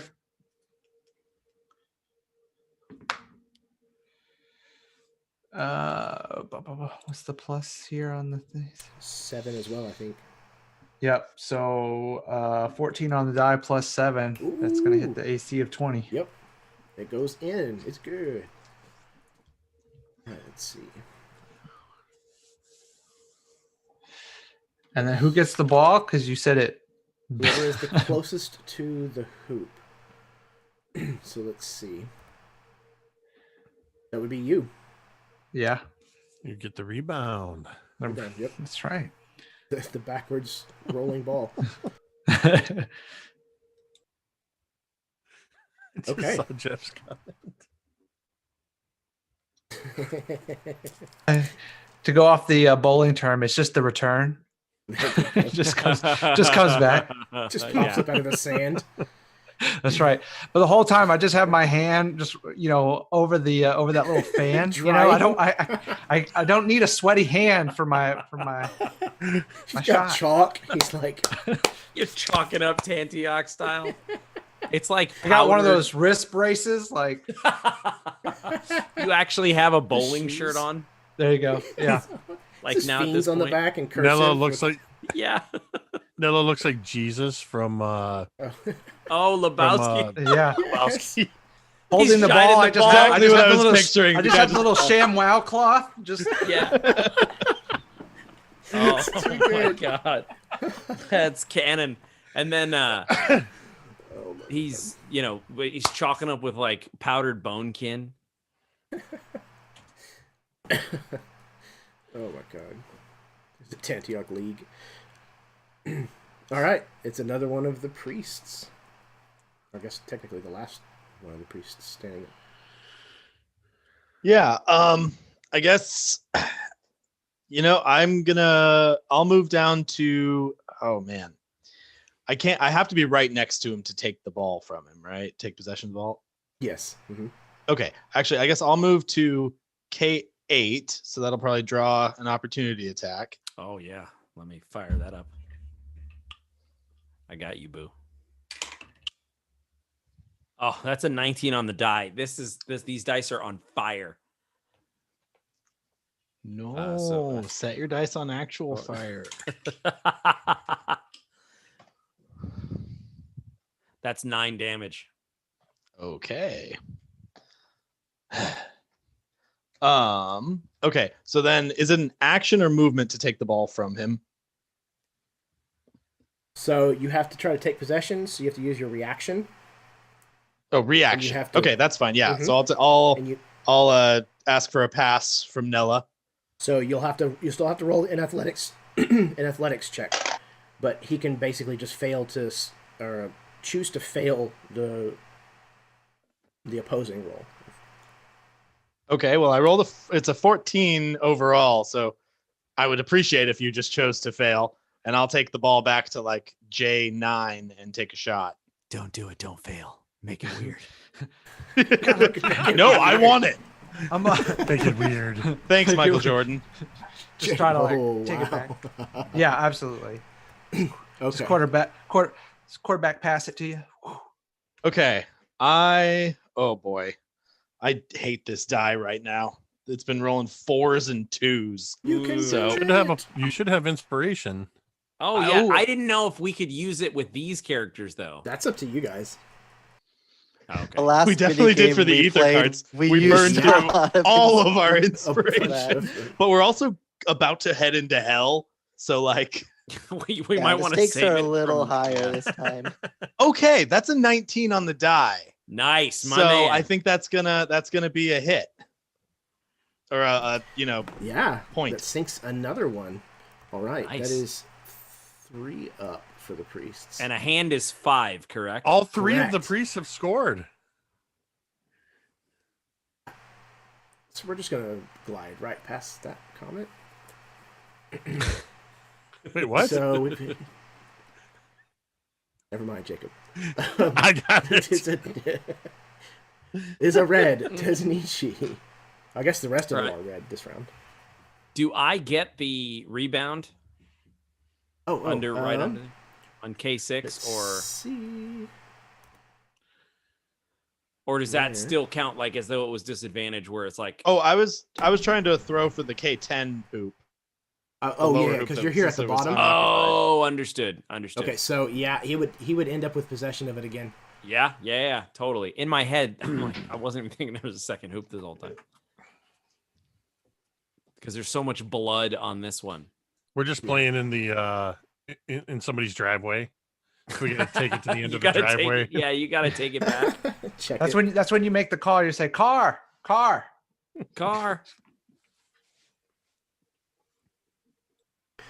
Okay, so Fej, have you gone this turn? I think I've think lost Mitt went track of first. like the cycle. Did I go first this one? Fez and just attack sees a mist Noah? of red. Yeah. are you the yeah. last one who went on our team? No, he Oh, I think I went He attacked me first. first. Yeah. So yeah, I have gone. Okay, so Mitt, you want to go? Yeah, let's do this. right. I'll take a 5-foot step and then just try to drop Nella. I'm starting to see the strategy shift from get them with the points to drop them like flies. That seems to be the Fiend's style. Yeah, right? Fez just like, wasn't that the plan all along? Yeah, he's like, that's what I've been doing. He's like, oh, you're Yeah, shooting what the do, ball? what do you mean strategy shift? Welcome to the game, Mitt.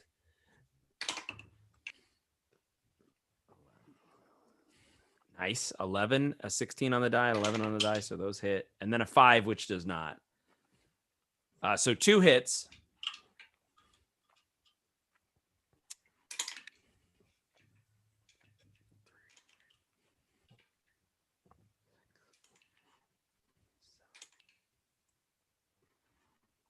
$14 damage.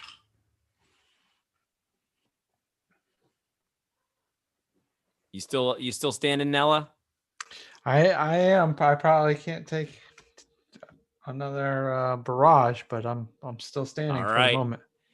So that'll be. Yeah, that'll be. I'll probably end things right there. Okay, and I'm the only one who hasn't gone, so this should be, yep, the red one. So, golly. Yeah, Nella, I think just for dramatic effect, he's gonna move here so that, like, they're equidistant around you. Yeah. Like a Yes, schoolyard yes. bully. And is just going to basically take advantage of the fact that your attention's divided and throw a lot of cheap shots, dropping a knee into the back of your knee, kind of elbowing you right at the base of your skull. Dang. The first one is a hit. This guy Tantiox. The second is a miss. The third is another miss. Okay, so just one of these lands, but it's Lucky going dog. to be 3 and 4, 7 points of damage. Nitz was shooting free throws while his team's Everybody else being forgot murdered. the game. I'm still in it. I'm still up. All right. All right, so where'd my bag go? There we go. All right, another shimmy and a shake. Priests, you're up first. I'm taking the shot. Take it. He's just occasionally like glancing over at Nella, just getting the shit kicked out of No, her. it just gives you the nod, like take the He's shot. like, oh boy, I really need to make this. I need to make every single shot from here on out. Hey, 14 on the die, so that's a 21 overall. Take the lane. Go hard in the paint. And then I also, let's see, do I get if I'm closest right now, can I move after that with the ball? Yeah. Okay, so if you I gain retain of possession, it if you're the closest, so yeah, then I'd like to move, let's see, 5, 10, 15, 20. That's 5, 10, 15, 20. Yeah, I'll move to about like G10 so that I can still okay. shoot, but I'm a little further away. Like, I'm taking this ball, I'm going home. That's smart. Okay. Also gives Next. you a really good view of us beating your friend to death.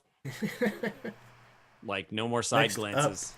up is Tesnichi. There's not going to One of be the anybody fiends. to dump Gatorade over his head when we win. It's blood. I think Fetch will go for knockout number 2 here, if it's okay with the Yeah, the yeah, other that's two of you. that makes a lot of sense for the narrative. All right, so we Unit got frenzy. a miss and 2 hits with a 22 and a 23 total. The miss was a 13. And that is going to be 21 bludgeoning damage between the 2 hits.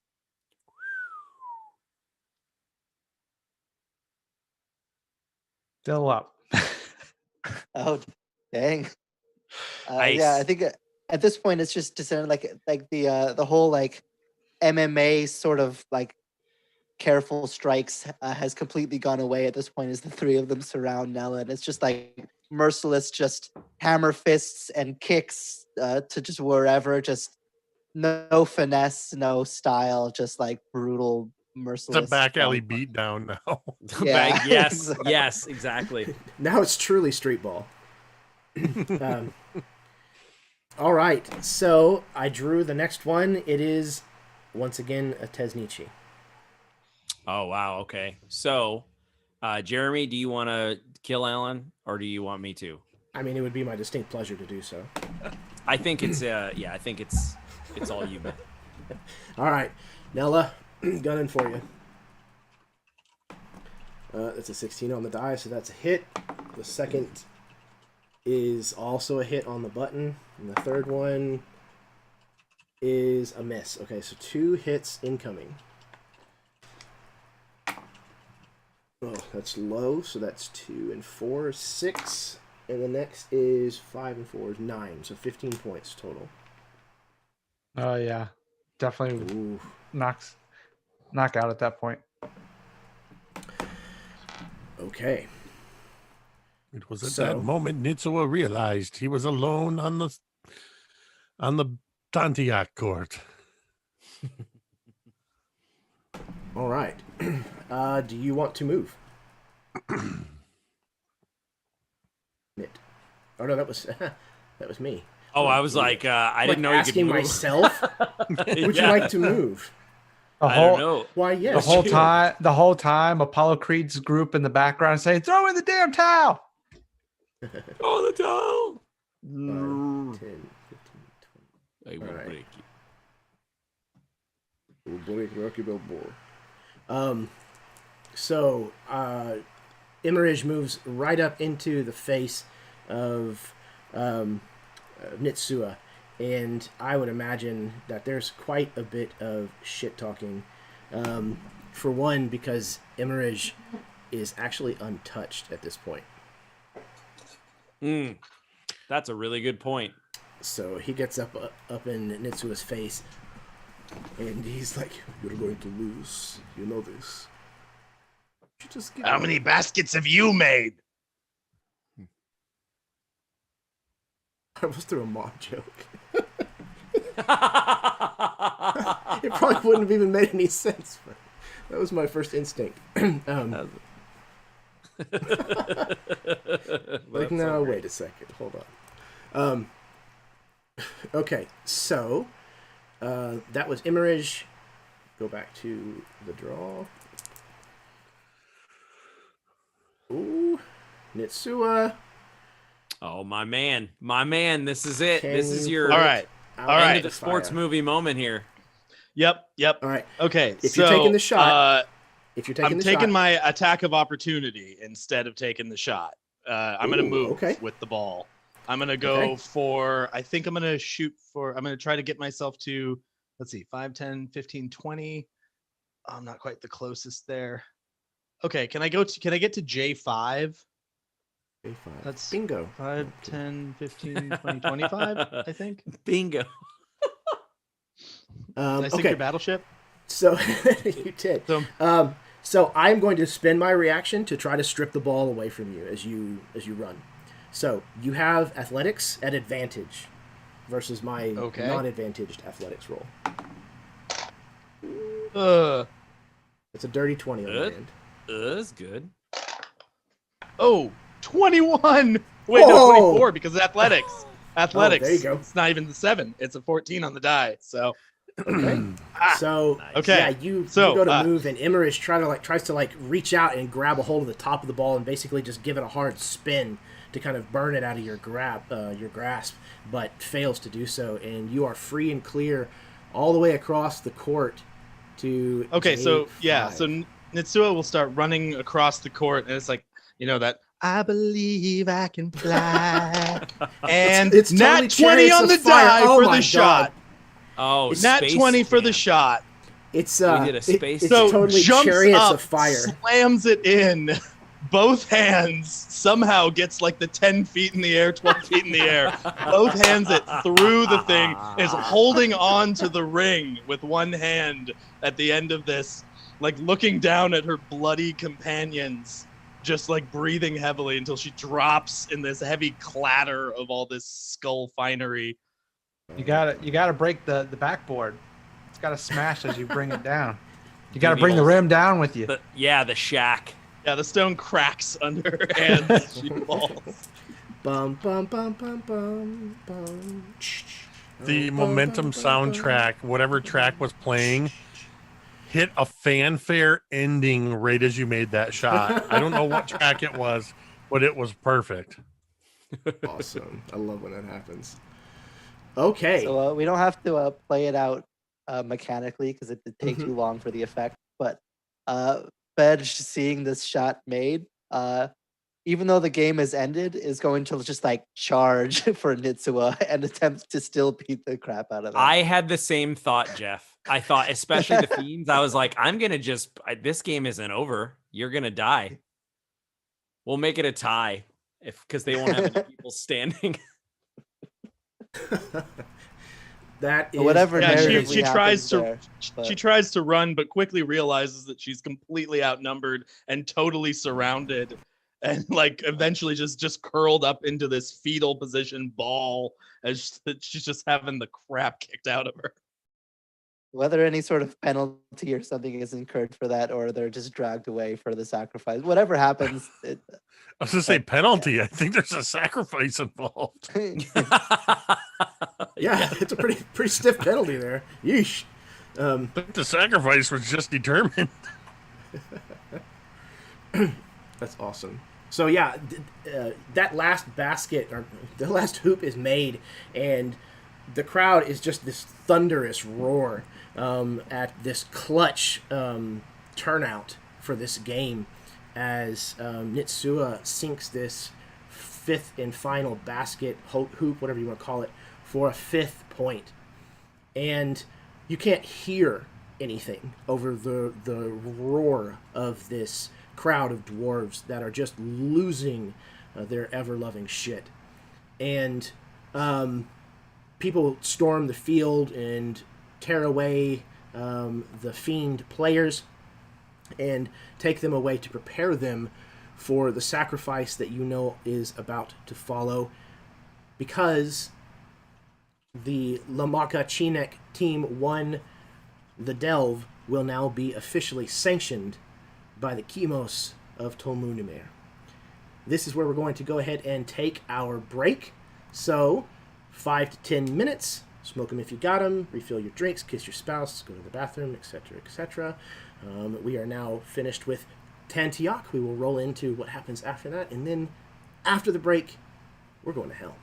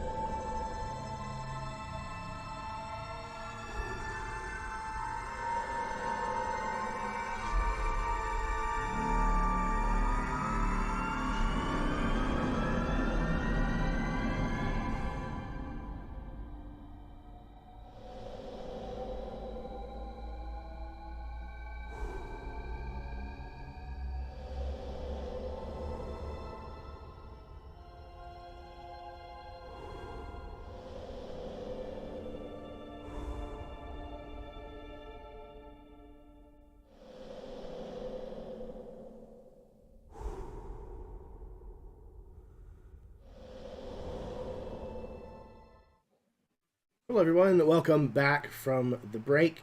Thank you so much for tuning in to our episode this evening. This has been a fantastic experience so far, and now we're going to flip the script a bit, and it's going to get kind of dark and heavy because we're going to hell.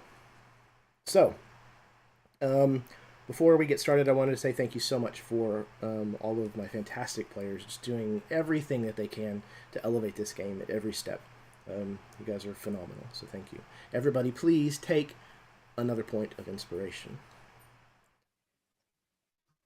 Okay, so the game has ended. This ritual, the rite, it has completed. Tantiok is done. The Lamakachinek are announced the winners officially, and the players for the Tesnichi are rounded up, placed in a row, just at the same podium that the priest announced the opening of the games before, and in a row, knelt down on the ground for all the crowd to see.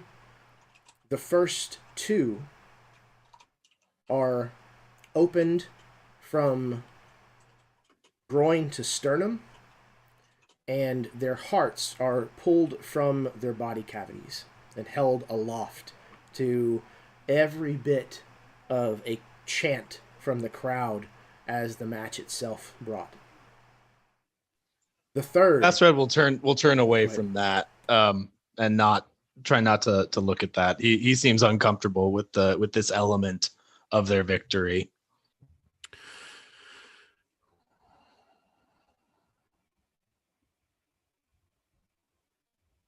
that sounded like I'm about to speak. Okay, there you go. Yeah, because it was just the timing of what Austin said. Because I was going to say, I see Katvaraad being at the forefront, that since this is a sign of the delve being sanctioned, that she would, as part of the ceremony, she would dip her fingers into the blood and place a mark on her forehead, and would do the same to each member of the delve. So I'm not sure how Bastaraad's gonna react to that.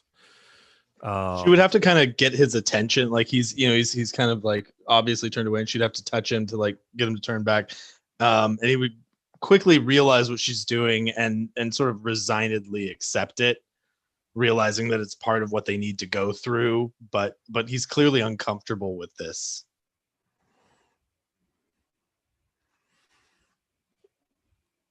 And Katvaraad doesn't say anything. This is a rare moment, I think, that you're seeing Katvaraad in a very...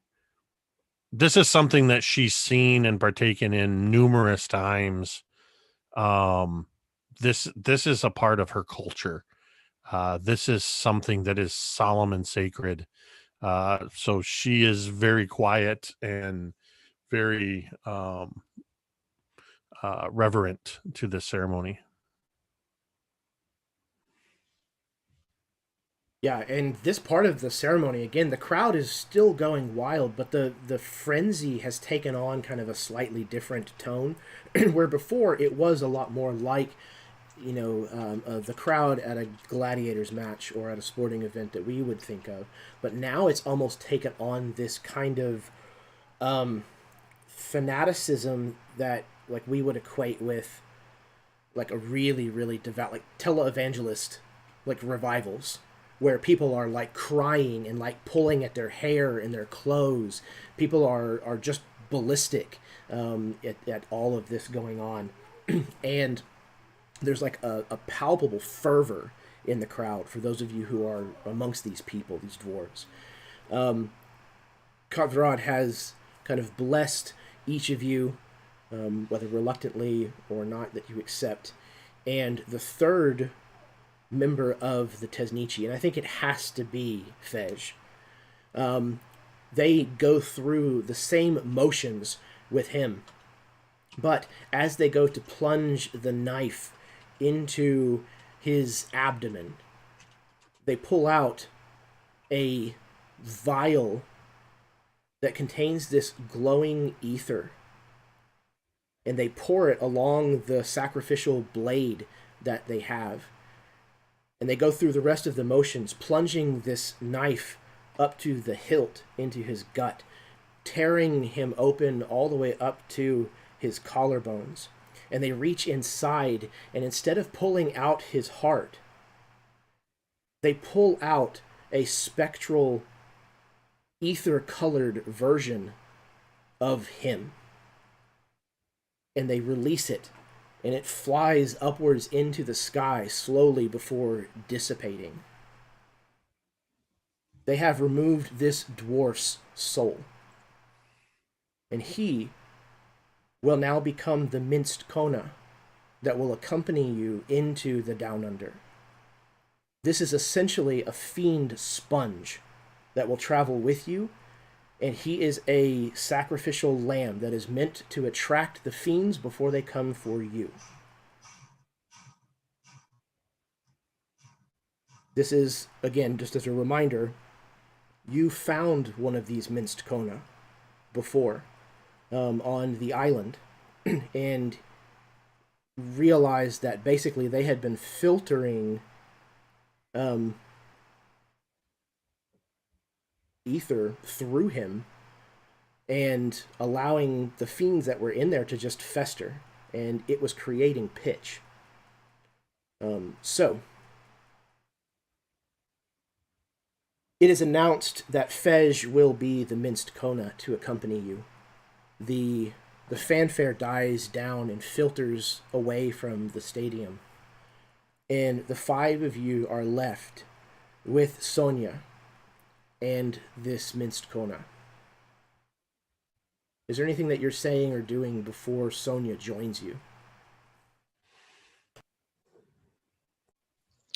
Katvaraad will ask Katvaraad upon seeing this minced kona joining us, just very quietly. Is anything of his mind left? Can we communicate with it? You can try. His purpose is laid already in the ceremony, and he is most likely he is going to be focused on that, or rather, more likely his ability to focus on anything else has been removed. Katvaraad will just nod and kind of stare sadly at the man, or what was a man. And all of the fight, all of the vigor that Fej displayed in the match is completely gone. His shoulders are slumped at ease, and his hands are just hanging loose by his side. He almost appears comatose, though he is able to walk and move around.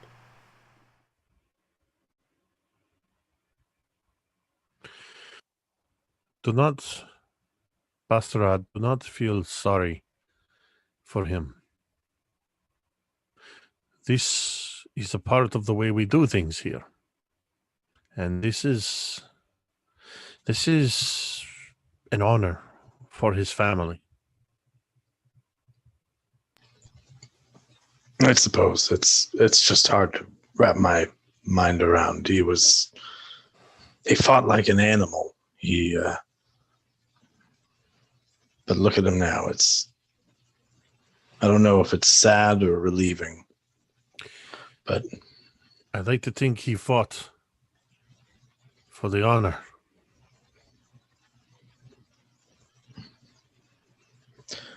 well, let's make sure we bring him honor and do what we are delving to do. When we get down there, you're going to be glad that he is with us.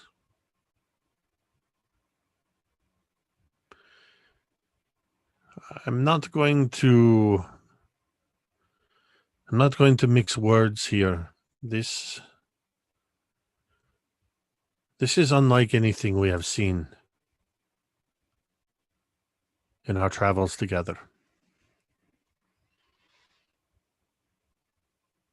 You are going to see things that you cannot unsee. We will not have a chance to take a break.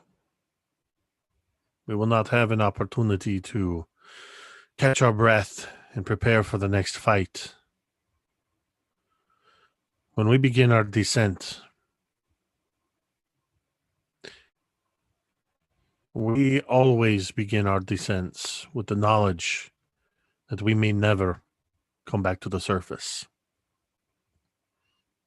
That is why there is so much ceremony around this. It is good that it ended, that Tantiak ended the way it did. We would have gone no matter what. But it is better that it is sanctioned. And she just sort of motions at Fej.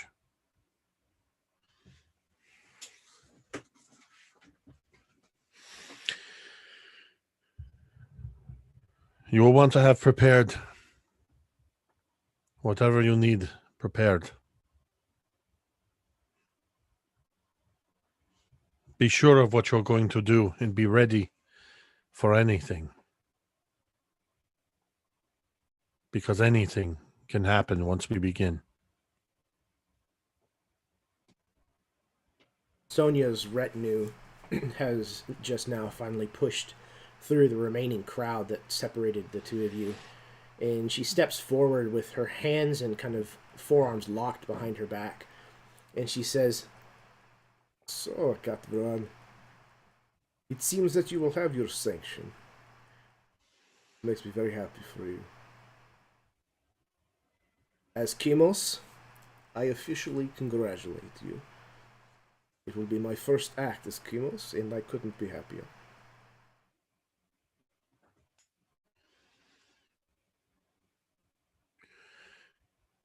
I am very pleased as well, Kimos.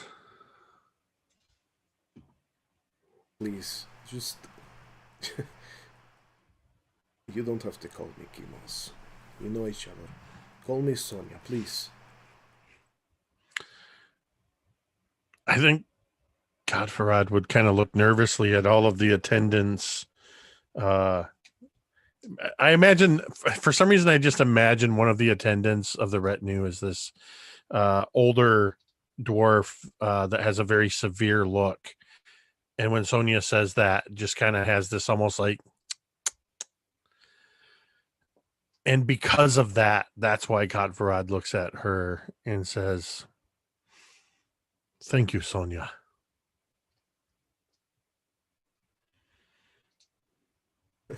It will be something different to go back down below without you at my side. Look at how much you have accomplished without me by your side, Katvaraad. You went out into the world and you've made a name for yourself. Look what you are doing. You are now ready to lead this delve on your own. I could not be happier or prouder for you. My delving days are behind me.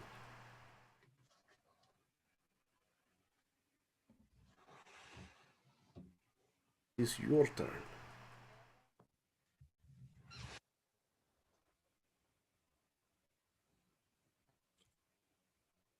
I hope that all of us are able to return. And we will have a proper celebration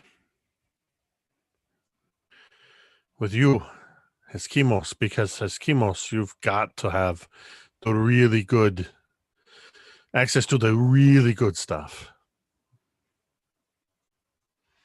Well, if what you say is true and there is...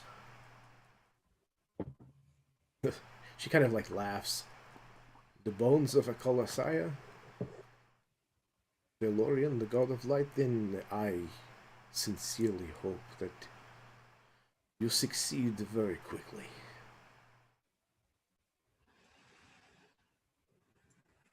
So, you should make your preparations, and when you are ready, come to see me.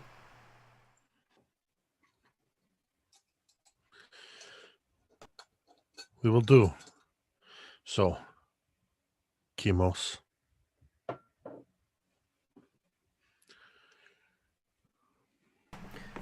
She kind of winks, and she looks to the rest of you, and she says, I wish you all the best of luck. I certainly do not look forward to you having to experience this for the first time. It is not pleasant. So good luck to you.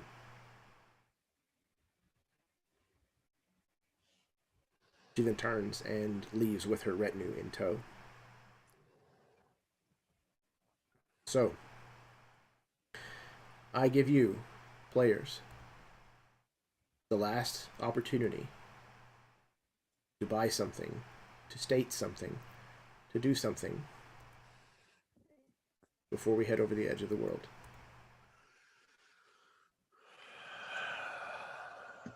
Are health potions a viable thing? Yes, absolutely. Because I feel like we have enough money that like, and we're going into hell on a suicide mission, and so like money does not matter that much to me. That I'd like to buy like everyone a couple just to be safe. Like I feel like we might be able to afford it. Yeah, let's say that you can have up to 4 apiece if you wish. Cool. Thank you. I would definitely take that if it was like buying for everyone kind of situation, you know, like I'd be like, yeah. You know, when you're in that crowd and you're kind of buying ice cream for everybody, it's like that's I'm definitely lining up. Those are just standard health potions? Yes. What, 4d4 plus 4? 2d4 plus 2, or 2d4 plus 4. 4 plus 4. There you go. Same as the punching damage from the gladiator. How about that? These are branded Tantiak healing potions. They're Tantiak called punch. They're called gladiator kisses. It's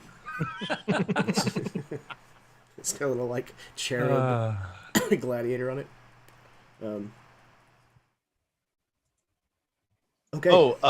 Okay. Wait, I have one other question then. Does Katvaraad have plenty of ammo for your Hellfire Brimstone gun? Good point. You have an amazing weapon that we've like barely used, if at all. And I feel like we're going to the place where it like needs to get used. I'm a pact of the blade. I can summon any weapon I need. Yeah, but like this one's like a I giant have hand cannon. I have 10. And I gave away my my horn of brimstone. You could find another one easily here. If you're gonna find like firearms and stuff, the hellhounds and the hellcats and stuff, definitely a dwarven city is the place. Can I buy one of those? Yes, you like can. I'm a monk, so it's like it'd be a last resort weapon, but I mean, absolutely. when I saw it, I thought it was amazing. Like Bastard, I thought it was one of the finest pieces of craftsmanship he'd ever seen. You know what? He'll buy one just for the souvenir quality. I don't think. I think what I would do is, as you're talking to Katvaraad about needing to get ammo for it, I will summon the Kelp's Requiem, the particular one that we had that I named for Kelp. I will summon it, and you'll see it form in my hand with this that liquid like smoke that has elements of light seeming to be inside it. And as I do so, you see as that liquid smoke sort of drips off of it, and I'm ending the effect that makes it be a packed weapon. re-solidifying it as a the actual weapon, and I am going to give it to Katvaraad. Bastra will bow his head deeply and say, I will wield this in the name of Kelp and Ingvarad. And then Kelp. I will Kelp. remove the gun belt that I had that went along with it, and the ammo and everything, and then if you need to get more ammo for that, and then I can tell you the stats. It's probably easier because I customized it. So if you do end up using it at all, I can tell you what the stats are for that. I actually have it. Sounds if good. you want me to read them. Okay. I don't know if you have an intention of using it tonight, but so it is a Hellhound +1. So the dark steel of the barrel of this firearm truncates in the open gaping maw of a fiend. Along its length, stylized waves lend an elegant air to this lethal weapon. A brass and cherry wood construction rounds out the kingly decor, and the aesthetic is completed with a bright red tassel on the end of this pistol's grip. So the crunchy bit. This Hellhound has a +1 bonus to attack and damage rolls. However, against fiends, this bonus increases to a +2 bonus to attack and damage rolls. Any damage dealt to a fiend by this weapon also counts as radiant, in addition to its normal types. I imagine when I solidified it, if you'll allow this, that I used that last bit of the pact magic to etch magically into the handle the name Kelp's Requiem, so that when I hand it over to Katvaraad, it has the name etched into it.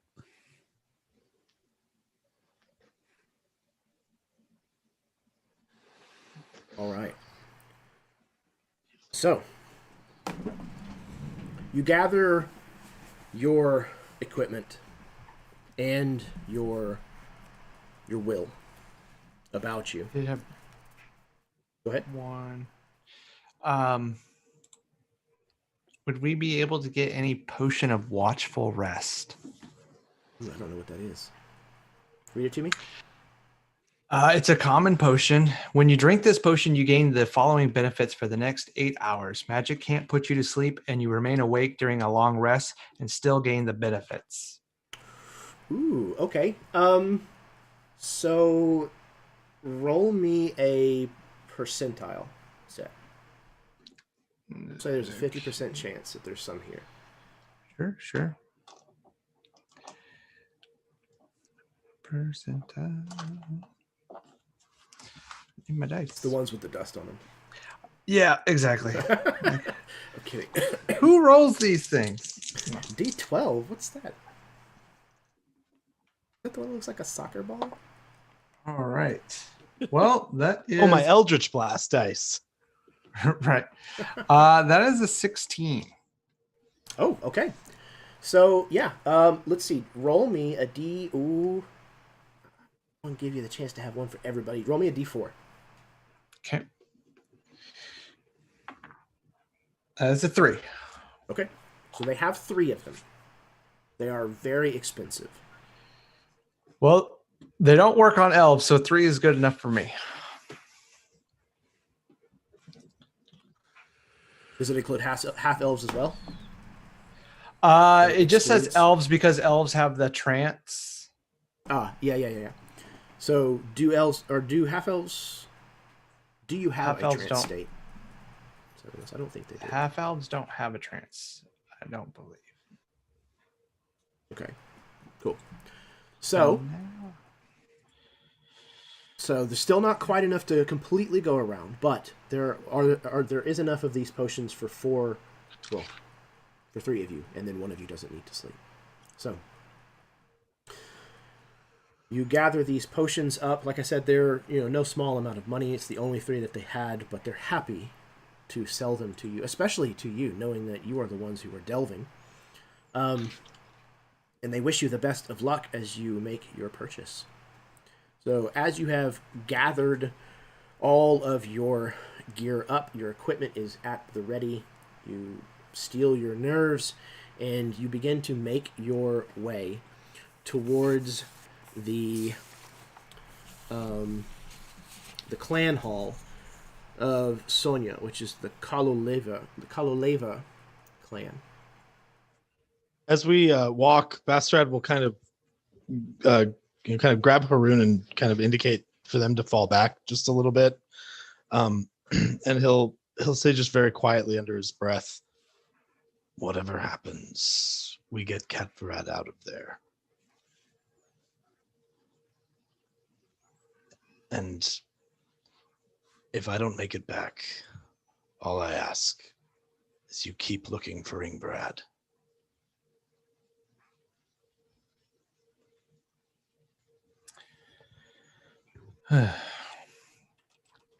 Understood.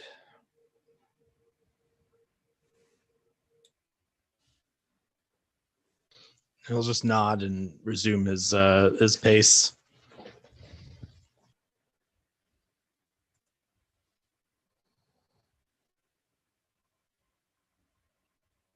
Okay.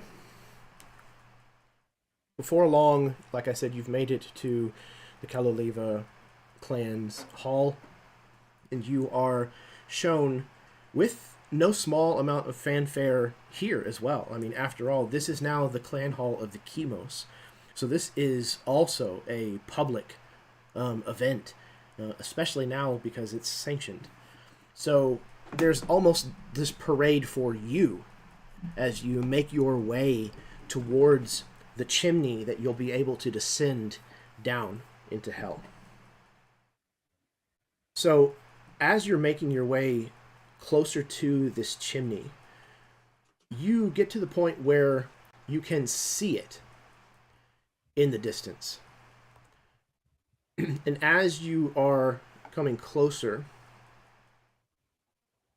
you start to notice that there's etchings and carvings and statues that begin to appear. And the further you go, the closer that you head towards this chimney, the more dense these get. These are, you can be told by Katvaraad if you have to ask, that these are old wards that have been put in place over the centuries to try to keep the fiends at bay, if any of them manage to get this far. A lot of them are older than any living dwarf to this day. And unfortunately, they don't work on the ones that hitch a ride back home.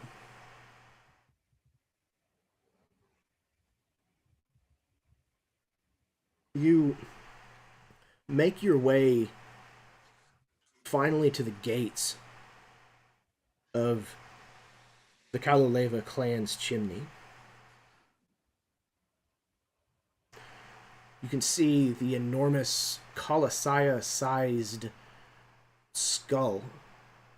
You know it's carved of rock, but it's certainly menacing. It has horns and fangs. It has fires that have been lit in its eye sockets.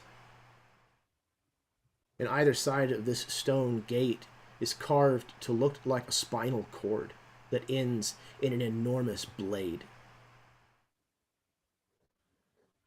The darkness beneath it gapes open, just waiting for you. And all that you can hear is this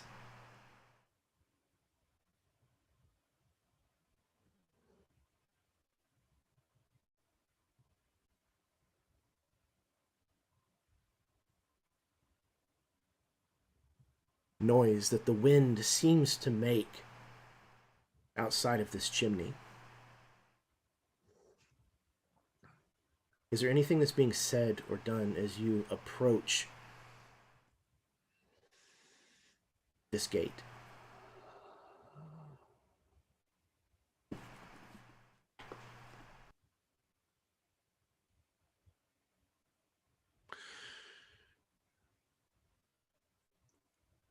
think Turn Darian, around. at least is Nope. beyond questions at this point. Like he should be asking more things like, what sort of environment will this be like? What sort of monsters fight? Like all these things that he should ask to be like prepared and like ready, both practically and psychologically.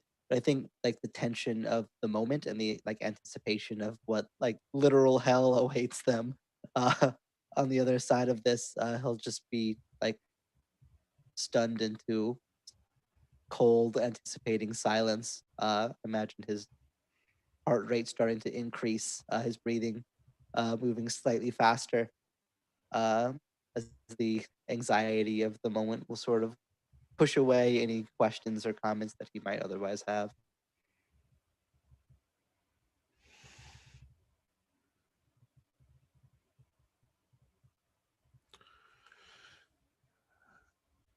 I turn to all of the others and sort of maybe seeing that in Darian's eyes as they're sort of shifting a lot that is unsaid, and looking at everyone in turn. I've done this many times. Many dwarves have done this. We've all come back. But many have not.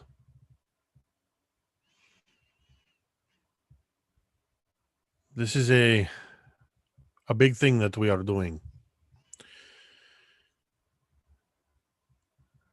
And it is an honor to me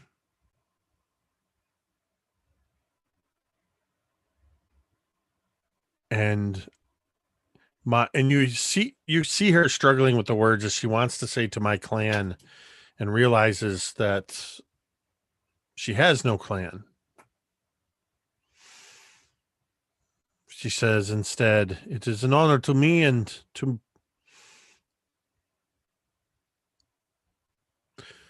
all of us. Our clan.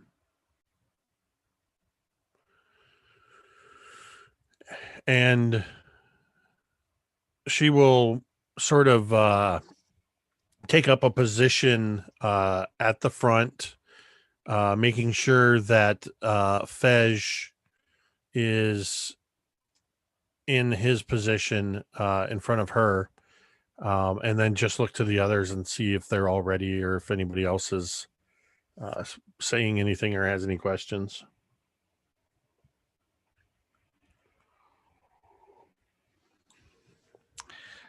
Haroon will begin just to like wrap this white cloth around his forearm as he speaks an incantation. And as he does so, this ether, his eyes begin to glow with ether, kind of this translucent blue as these kind of wisps of smoke begin to like burn out of his eyes. And he then touches Darian and Katvaraad and Sabanos. And as he does that, he infuses you each with a little bit of his own essence. So I'm going to cast Aid, and I'm going to cast it at 3rd level, and I will boost each one of their maximum hit points by 10. Ooh. And that will last for 8 hours. Wow, that's awesome. And handy. Like, that's super handy. All right. So, as you manage to kind of impart this somewhat divine empowerment to some of your party members, you breach the threshold into the interior of this chimney. And as you make your way into the inside, almost immediately you can feel the waves of heat washing over you almost as if you were standing too close to a fire and it was windy. It comes in these ebbs and flows, almost like waves. And you can see this enormous staircase spiraling away from you, upwards towards this almost a peak, but it's broken and shattered, and the pieces of it are floating freely around it, almost orbiting this chimney as this brilliant orange and yellow light shines up from underneath the inside of what looks like a religious platform. This is where you will make your descent from. You mount these stairs. You get closer and closer with every step. You can feel the heat increasing. And I imagine it's probably about this time that someone in the group has the thought that they are thankful for getting the fiend hide added to their armor.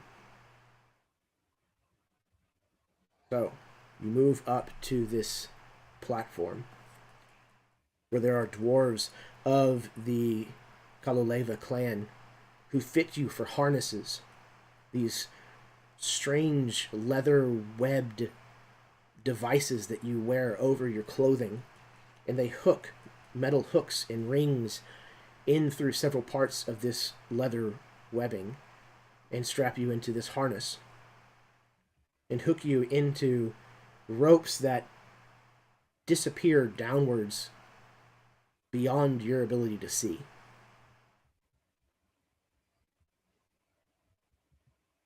Who's the first over the edge?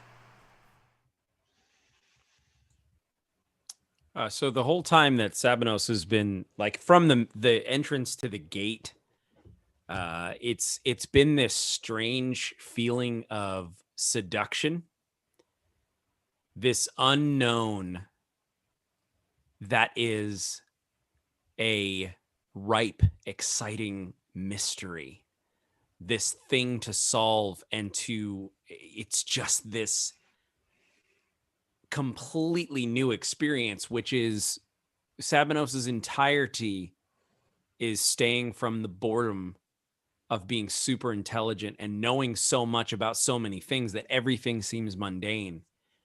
And so there would be this look in his eyes where many would be experiencing this trepidation or this fear.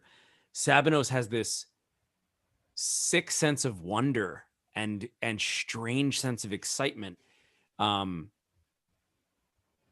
perhaps Darian has seen this look before, but it is usually seeds that grow into strange compulsions and curious behaviors that are ignorant to the situation around, but only focused on that, knowing that piece of information at that moment, whether that's pulling a lever or pushing a button or moving something. It's a different kind of Sabanos, and he's excited. And so he certainly wouldn't be first because he's looking to just observe more than anything. He's so curious, but he would also not be afraid to go down. He might even go second or third, depending, as he runs the odds in his head that there's a creature waiting down there. And if he went third, the first two would probably be sustenance enough for him to be able to escape.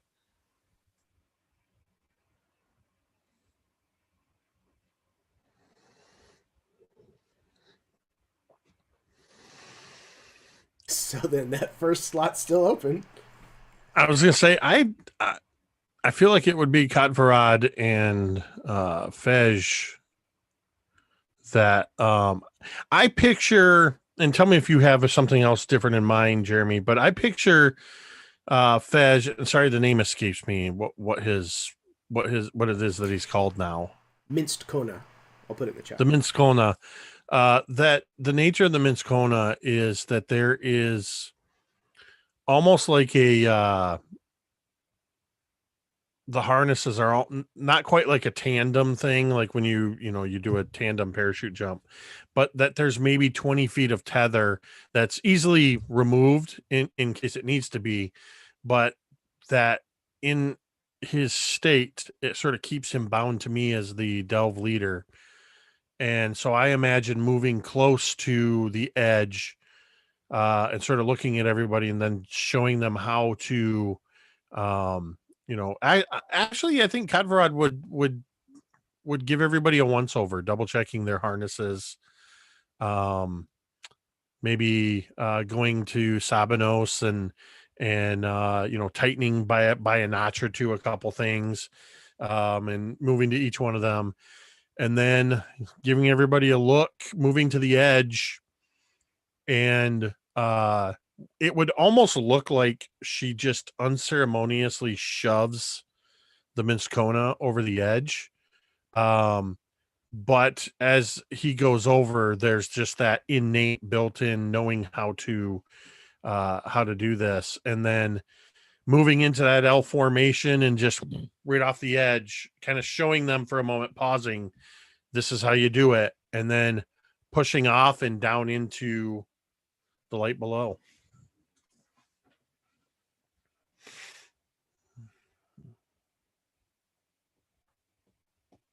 And I think after those two went down and sort of, Sabanos, having seen that, would probably, without regard for the others, sort of just curiously dive in, like, if a group of children had all arrived at a theme park at the same time and they all ran toward different rides, he's sort of just like, oh, whew.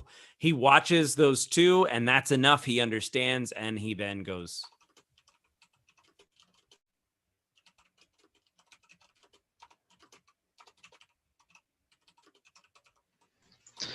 Bastrad, not wanting to leave Katvaraad back down there alone too long on her own, will follow shortly behind.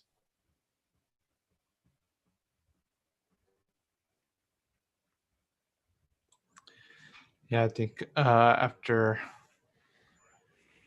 that, Haroon goes to the edge and looks into the depths below, and just kind of under his breath would say, "We're coming, Varad. We're coming." And then begin to descend. Darian would take a moment, seeing the other four already over the edge. I'll take a look down towards the depths. Take a deep breath, look down at his right arm where the mark of the Kraken still sits, and then at his left where the new tattoo has been added from the dwarves here. And then let the breath out finally after a moment, preparing himself as best as he can to follow in last.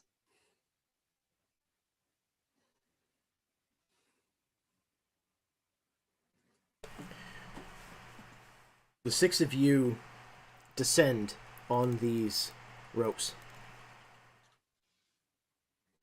You pass the first 10, 20, 30 feet, and it's just more about maintaining your pace than anything else.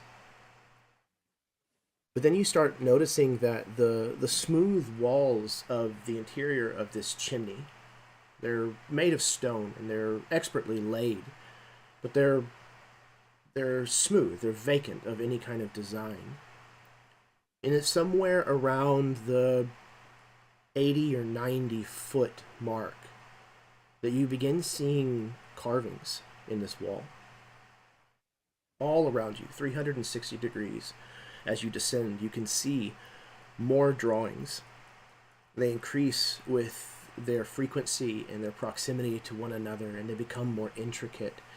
And you realize that you are seeing the entire history of the delves carried out by the Kaluleva clan playing out in reverse order as you descend lower and lower, and the age of these carvings becomes older and older. The entire time that you are descending through this chimney, again, the heat increases more and more and more. When you finally touch down at the very bottom of this shaft, disconnect from your harnesses, you can feel the radiant heat from the stone beneath your boots. You can see over certain portions of the ground and the railings here. There are heat waves that are rising from the various materials. Almost everything here is made out of either stone or metal. You see hardly any wood, and if you do, it's charred beyond belief. You go to where effectively the freight elevator is that lowered the rest of your gear down. And you know that this is the way you'll take to get back to the surface if you make it back. You're able to put your gear on, outfit yourselves, and then you are led to the bridge that will span the chasm. As you turn back to face the world, you notice two things. The first of which is that you can see. The sun is glowing down here. It is daylight as you have stepped out of this chimney. Something that you haven't seen for nearly 4 months at this point. The haze coming off of what you see in front of you is thick and yellowish orange, the color of brimstone. Before you, you see upside down, effectively, a conical, mountain-shaped crag that is the size of the world of momentum. As far as you look in either direction, you can't see around parts of it. And you are still probably 300 to 400 feet away from the shore of this landmass. You can see a bridge that sticks out across the chasm between the shore and where you now stand. And as the bridge gets further and further out, you realize there's less and less supports on this bridge. And at the very end, the stone looks like it is no thicker than a finger. Katvaraad, you know, this bridge is how you get there. You walk to the end of the bridge, and then you take a leap of faith. That's not before tethering to the anchor on this side so that you can have a way back. Again, if you make it back. So, who's first out onto the bridge? I think I may be the heaviest, so I don't know if that means I should go first to make sure we can all make it, or last in case I'm the one that breaks it.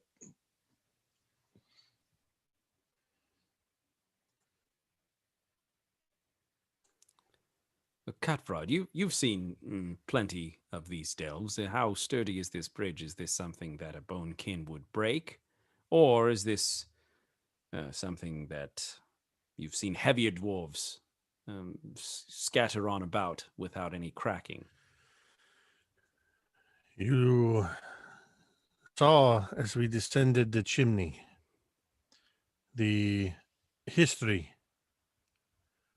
of the generations and generations of delves that have taken place through this chimney alone.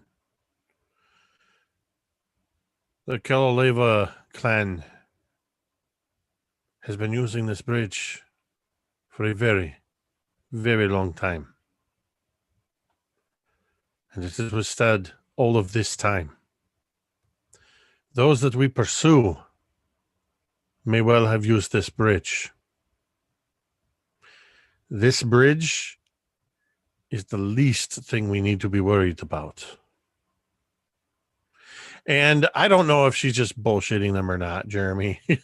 But that's what she's telling them. Amazing.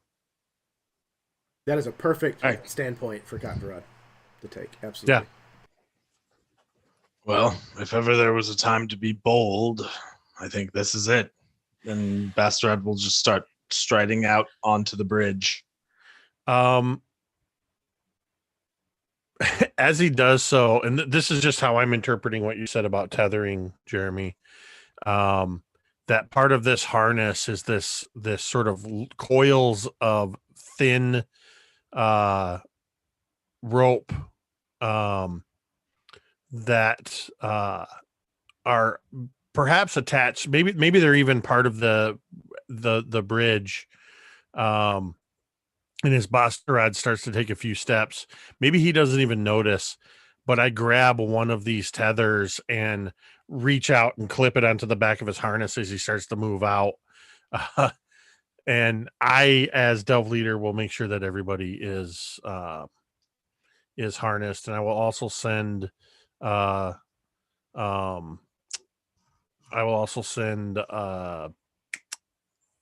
Minskona to go Fej to go with Bastrad as well, since he's taken point. Bastrad, as you make your way out onto this bridge, you start to feel almost a headache and like tension in your shoulders. Kind of, shake it off and press on, and it gets a little worse. But then you realize it's not just kind of like a slight muscle ache. You're feeling like an increase in pressure, as if like you're being squished to the ground almost. It's not going to fold you in half or anything, but there's a downward pressure on your body. And as you move closer towards the end, you notice as you step out onto this incredibly thin rock, nothing happens to it. As you step, it gives ever so slightly, almost like walking on wet sand, but it doesn't go anywhere. At this point, the pressure on you is intense. You realize that this is gravity. It's just incredibly strong here. You step forward to the very, very edge of this bridge. In the moment you step onto like the last foot or two, all of that pressure goes away. And you feel weightless. Bastrad spends a few moments like cracking his neck and kind of popping his joints after feeling so compressed. But then he'll peer out over the edge of the bridge to see what, if anything, is visible. Looking across the chasm that separates between you, you can see on the other point this. It takes a second for you to kind of really puzzle it out. And you understand that there's a platform for you to land on, like a cleared, flat section of rock that's been hewn, and you can see another anchor point for your end of the tether to be latched onto. But it took you a long time to find it because you're looking at it upside down. The platform that you're going to land on, as of right now, to you looks like a ceiling. Kind of not working this out immediately, very confused about how he's looking up at where he's supposed to go. He'll kind of take a pause, look back at his companions, recall the words a leap of faith, and kind of he'll like, despite the oppressive nature of the situation, give a little smirk and try to jump. Sabanos, watch this. And just kind of indicate Bastrad. And the whole time Bastraad's kind of puzzling it out. Katvaraad's just kind of under her breath going, "You can do it. Put it together." And then when she sees him look back and smile, that's when she just kind of elbows Sabanos. "Check this out. I think you're going to like this." And it's like he starts piecing it together and seeing the view from a distance, and sort of turns his head so that it's not upside down but sideways, to see if this bonekin is going to basically fly off the earth into nothing.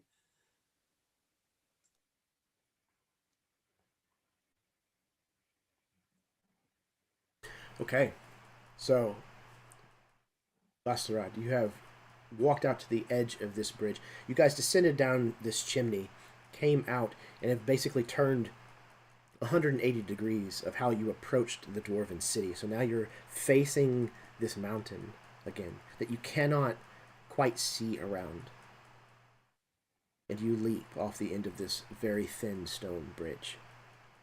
As you do so, you don't go up into the air, nor do you fall. You float straight out away from the end of this bridge with whatever inertia you put behind your jump.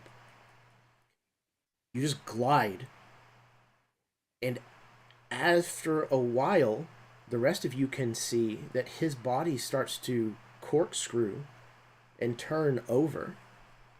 And about that time, his trajectory begins to bend upwards, to your point of view. Katvaraad, to your point of view, you roll over onto your belly, essentially, and begin to not fall, but descend.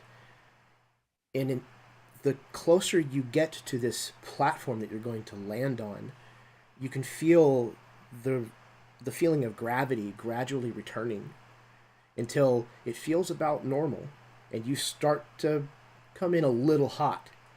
So I need either an athletics or an acrobatics check from you, please.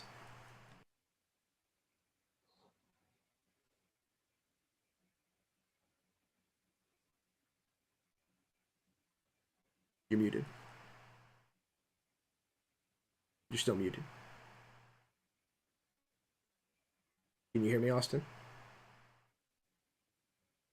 Hey, I was muted. How about that? Yeah. So that was a 12 overall. I also have my monk's slow fall ability, if that helps at all. Oh, yes, it does. What does that do?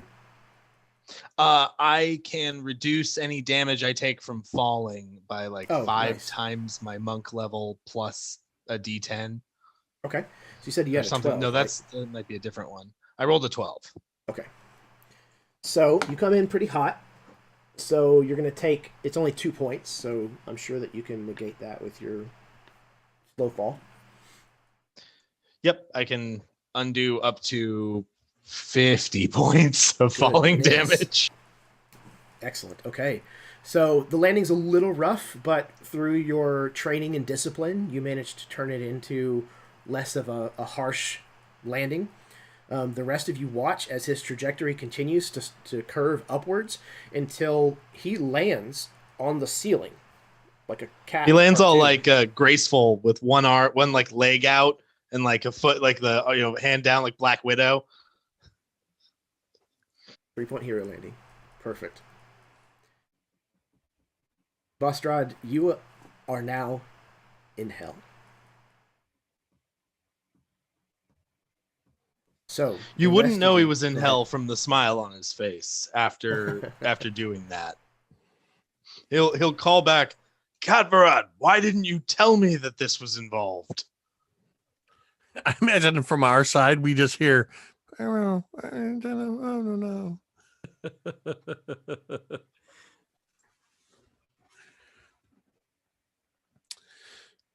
Next.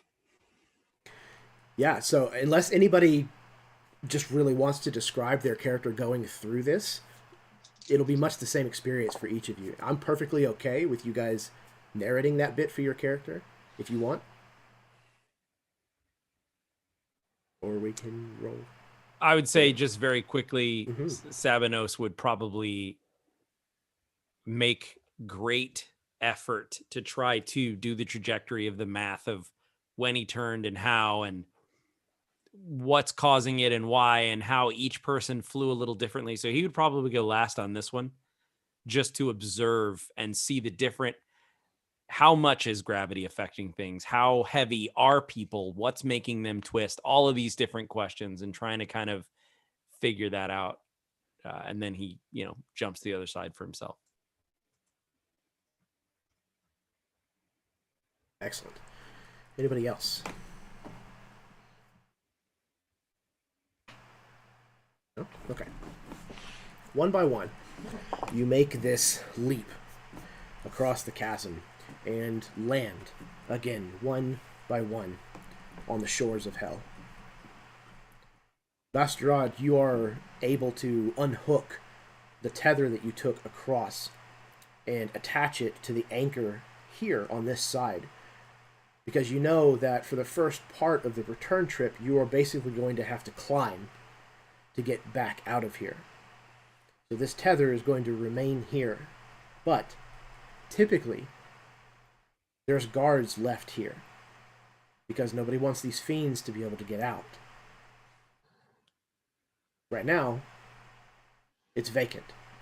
There's no one else around. However, all of you get your first real good look at the hellscape that you have now ventured into. Again, the sky is this hazy, sunlit kind of twilight that is the color of brimstone. The smell of brimstone and the heat are almost overpowering. Everywhere you hear the distant echoes of moans and screams from disembodied voices. You see that a massive mountain dominates the center of this world, and you feel a wind blowing at your backs, almost as if gently pushing you inland towards this mountain. It whips your clothes, your hair.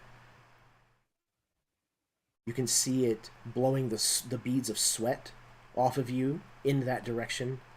It's not enough to take you off of your feet or to shift you, but just shy of that. The rocks that you see around you are sharp and angular crags of black that are comprised of the contorted, stretched, and skewed limbs and faces of people, twisted in agony, their mouths forming the entrances to slender caves. Meteors rain from the sky consistently, landing in places that you cannot see, but you realize after just a few moments, the ones that are closest, you can hear screaming on their way down. The terror in their voices makes you very aware that these are people. Immolated fireballs that careen out of the sky and collide somewhere unseen into this hellscape. You notice the base camp that you have landed in is completely empty. What are you going to do?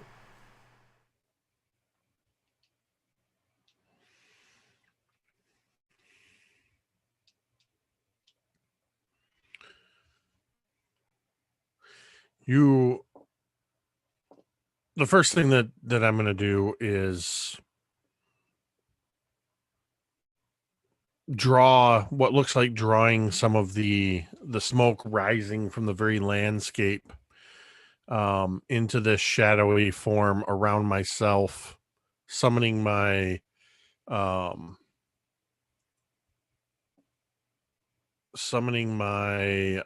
armor of shadows to surround myself, but also seeming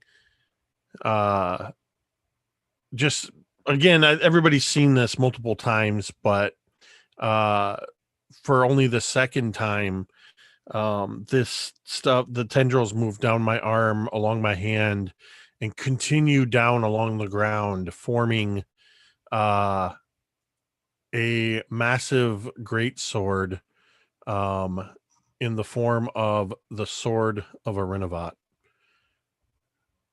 Once it's solidified, I will take it and affix it to its place on my back, as my form of preparation now that we're in hell proper.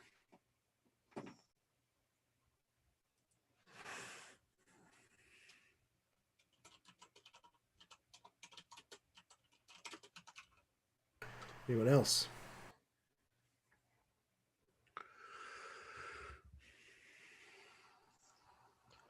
I will just loosen the leather strap around Pozvonovati, my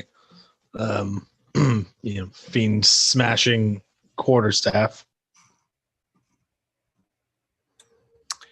I will let everyone know that fear not, stand together, and have courage. And just letting everyone know that I now have aura of courage. So anyone within 10 feet of me can't be frightened as long as I'm conscious. Excellent. Ready do you make yourselves as you push forward into the base camp, realizing again it is completely abandoned. There are no dwarves here.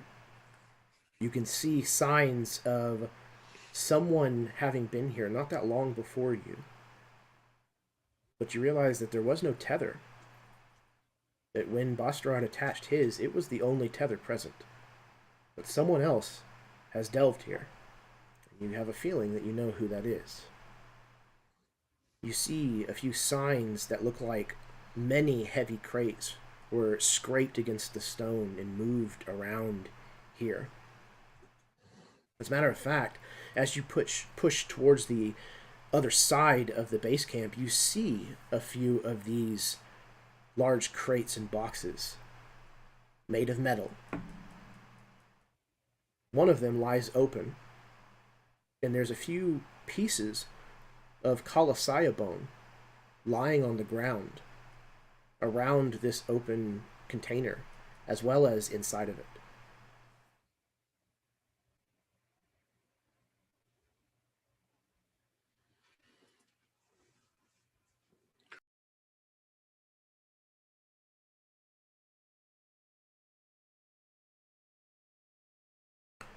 Do you push onward?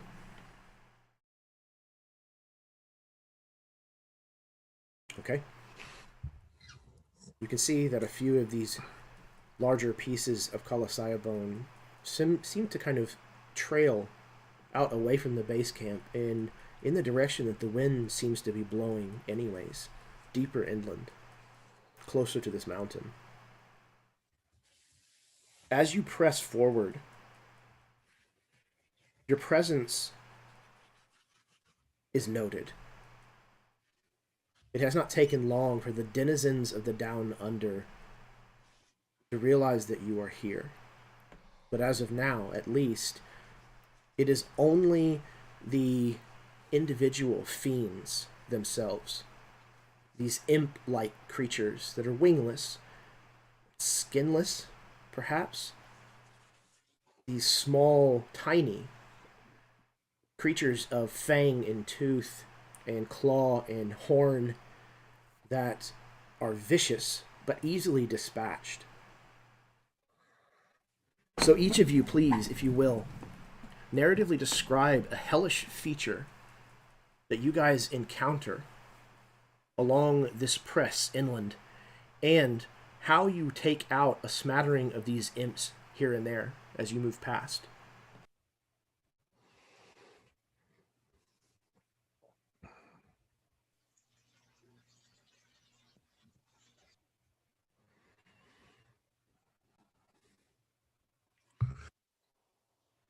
I picture some of these imps looking like flayed fiends. I imagine some of them, not all of them, some of them appear in what looks initially like a puddle in the ground. And it looks like a puddle of boiling blood. And as we grow closer, this puddle begins to boil over, and very quickly rising out of this shallow puddle is one of these flayed fiends. And they do not waste any time when they emerge. They don't sneak up and stalk. They come out in action, moving towards a target. But I feel like this is something that Katvaraad is well versed in. These are like a common thing. And so probably the rest of the party's first view of these is just at the last second.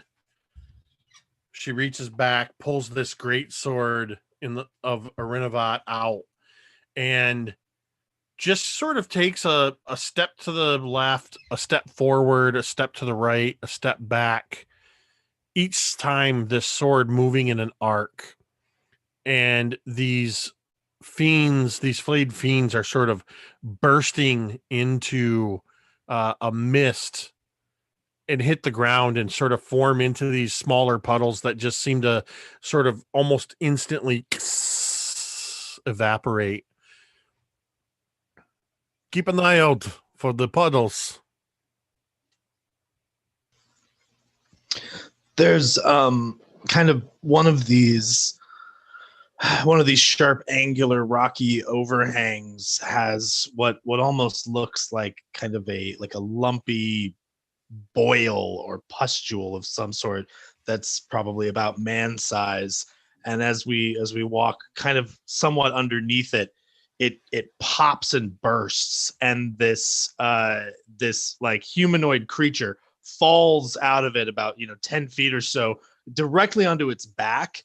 But instead of standing up, the limbs contort backwards, and the legs twist down, and the head twitches, like snaps and jerks around, and it skitters towards us. And Bastrad, right as it's approaching, just slams down right through the thing's skull with his quarterstaff.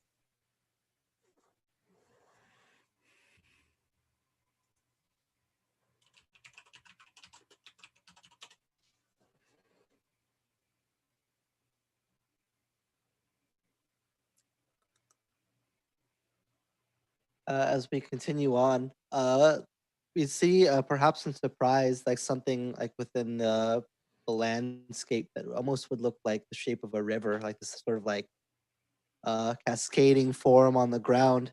Um, but of course, it is not water that's there. As we approach closer, we can see that enough of these like human flaming meteors have collided with the ground in some places that it's begun to like scatter in such a high concentration that there's like a river of just like ashy, like ash and bone that's basically been made from the corpses of people that have died trying to delve down here. And as we approach down to it, one of these creatures is just like kneeling in this like river of just human ash, basically, just like clumping it up in its hands, like sand flowing through fingers, and just like rubbing the ash on its face. Some of it getting into its mouth, some of it not. It's like almost confusing what it's doing. It seems to be almost entranced in whatever profane act it's doing. And Darian, seeing it, will like warn the others before sneaking up behind it and just like in a quick sudden leap before it has the chance to act, running it through the back with his new fiend slaying sword. Before like realizing what he's like stepped in to have to get there, and will like jump back out of the river, so to speak. and kind of like look to the others, which is this look of like disgust and horror. As Haroon is walking, like we see him pass several of these puddles. Like we see him, and as he's moving and around this hellish landscape, we don't see anything around, but as we look at the reflection of these puddles as he moves, these creatures kind of like spider walking over these mounds of skulls and stuff in the reflections of these pools. And then he begins to hear a whisper in his mind, a whisper of evil, a whisper of vengeance. And his latest Warhammer that he picked up before coming down here mostly looks like it's made from kind of like lava rock. So it's just like this blackened, porous like stone. But as these creatures start to appear, it almost flares like with a hellish fire as the pores begin to just burn bright. As he picks it up and the head of this hammer ignites in flame as he just moves it around and bashes one of these right in the face, sending it flying into a puff of ash as it ignites in a hellish flame.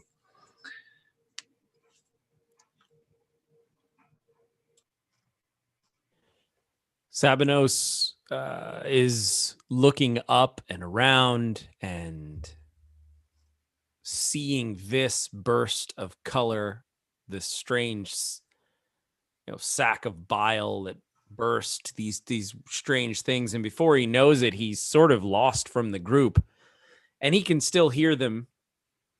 So it's not that they're so far, but he's walked on an, behind a rock formation on an outcrop, and he sees what look to be, I don't know, maybe they're imps, maybe they're lesser fiends, and they're all strung up. Sort of, there's 5 or so of them strung up in a punishment, some sort of strange crucifixion, and maybe an impalement. But the thing is that they're faceless, and one of the heads sort of looks up at Sabanos, and then the face becomes Sabanos's face, but decaying and dead. And the rest of the body also begins to look like this decayed version of Sabanos. And then Darian, and then Katvaraad, and then Bastarad, and then Haroon. And so the party is just crucified. And Sabanos's response is to, well, that's not right. The flesh of the face would not be decayed that much if the flesh of the body was that decayed, and the dehydration is all wrong. And obviously you've never seen a dead body, because this is not how this would contort, because of the way that the loss of the blood. And he kind of starts like picking this thing apart and sort of going through a litany of why this thing, whether it's an illusion or whatever, wouldn't be correct. And then he sort of, the talking sort of stops. And if you were to be there and look around, it would be as though he kind of wandered off again. And then there's just sort of silence. And then the creature that was making this illusion behind another pillar finds a dagger under its chin, as Sabanos has distracted it with truth, and then removed the dagger, wiped it off, and said something about how they're a bloody, miserable fiend, and he hopes that there's better down here.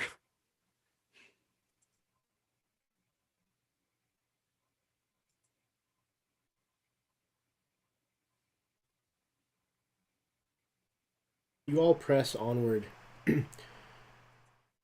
dealing with these easily dispatchable fiends, these imp-like creatures. You kill many of them before you finally reach the Throes of Sunset camp. You see more of these crates that have been carried from the base camp to here. Many more of them. Most of them are emptied, and the Colossiah bone fragments that were inside have started to be rearranged, put into place.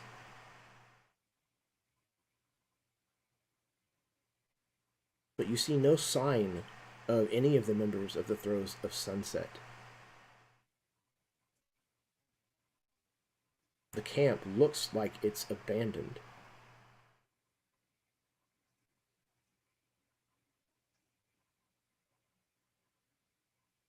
What would you like to do?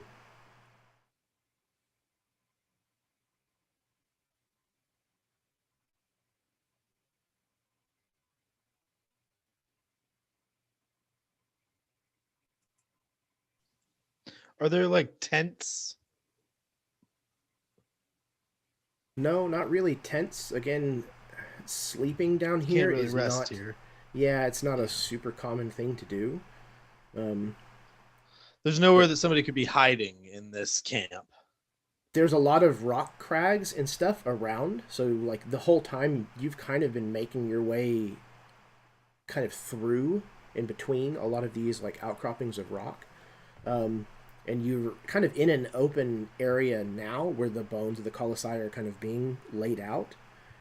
But there's still enough around that it's possible somebody could be hiding.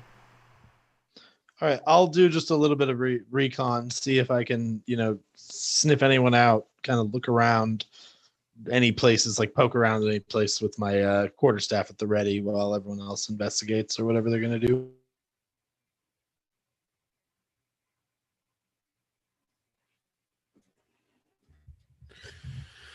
Yeah, I'm going to look around for any signs of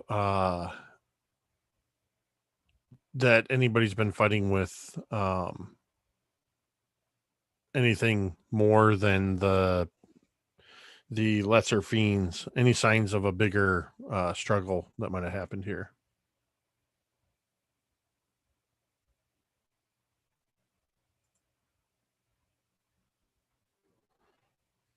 Anybody else?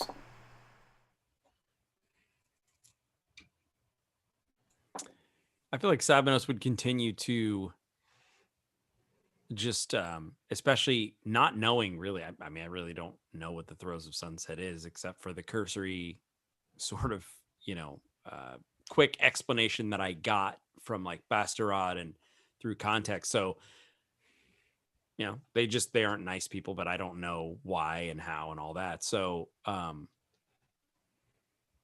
but I would sort of be curious to see what they were doing here and why, and the Colossia bones and all, just all of those things. I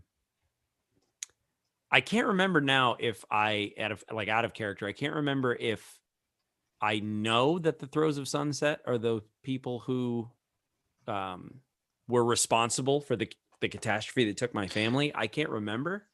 Yeah, I think you found that out. I think we Okay. did. We explained that they were responsible for Belorion falling. Okay, gotcha. So then I would. Okay, so the is this a common symbol? Like, would I know just through this context that this was the Throes of Sunset? Yeah, Because absolutely. Okay. And So you'd then- probably also be aware that, though I'm sure Sabanos pays it, nothing more than lip service, that this is the corpse of your city's namesake. This is Belorion, the god of light. This is his body. So the city that you grew up in, this was the Colossia that your city was named for and that occupied your city. Perfect. And so if for nothing else but superstitious religious curiosity of others, not my own, but I would probably start by inspecting that Colossia and just weighing fact against fiction, myth against truth and those kinds of things. But then when I realized and recognized the throes of sunset, I would immediately go into a laser focused mode of clue finding. Something totally different happens, and I start piecing these things together and looking at different areas of these crates and shifting things, looking for footprints, crawling around, doing just odd things as I'm following this strange pattern of thought to try to gain any bit of insight in terms of what happened here. And so one of the things that I can do is I basically have this sort of ability where if I am rolling for investigation, I can treat the roll as though I like rolled at least a certain number. So it basically makes me better at it. So what I'm trying to do is make a perception check just to spot anything, whether that's a hidden creature, a strange object, decipher clues, like anything like that. And I can roll for that, or, you know, if it's a narrative situation, then that's what I'm trying to do as well. Okay. So yeah, all these, this roll, go ahead and do that, and then we'll keep getting everybody's action, basically kind of what they're up to, and then I'll piece it all together. Love it. Yep. All right. Great. Who has not declared what they're doing yet? Darian, I think. And Katvaraad? Agree.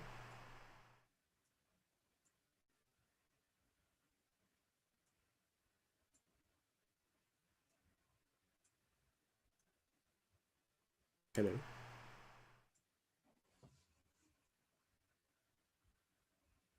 You guys hear me? Yeah. I can hear you. Okay. Okay. Cool. Yeah,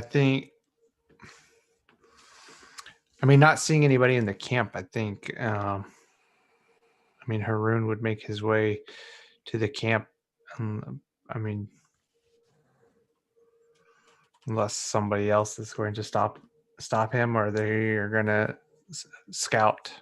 It didn't sound necessarily like Savinus was scouting, more so than just investigating. So yeah, probably in fact, probably the opposite of scouting, because I'm probably like rummaging through things and pushing stuff aside and like looking for evidence, not being sneaky or quiet at all, which might make it easier for Bastarad to do what he's doing because I'm such a, you know, kind of spectacle, but definitely would probably mess up anyone's chance at not being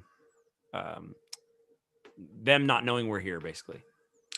I think with Savinos doing that, knowing that he's going to be more focused on that, I'm going to watch his back. Basically, I'm going to be his eyes and ears for danger as I kind of just follow along behind. Like, I give him his space, but I'm following along behind him to ensure if any danger pops up, I've got him covered. Awesome.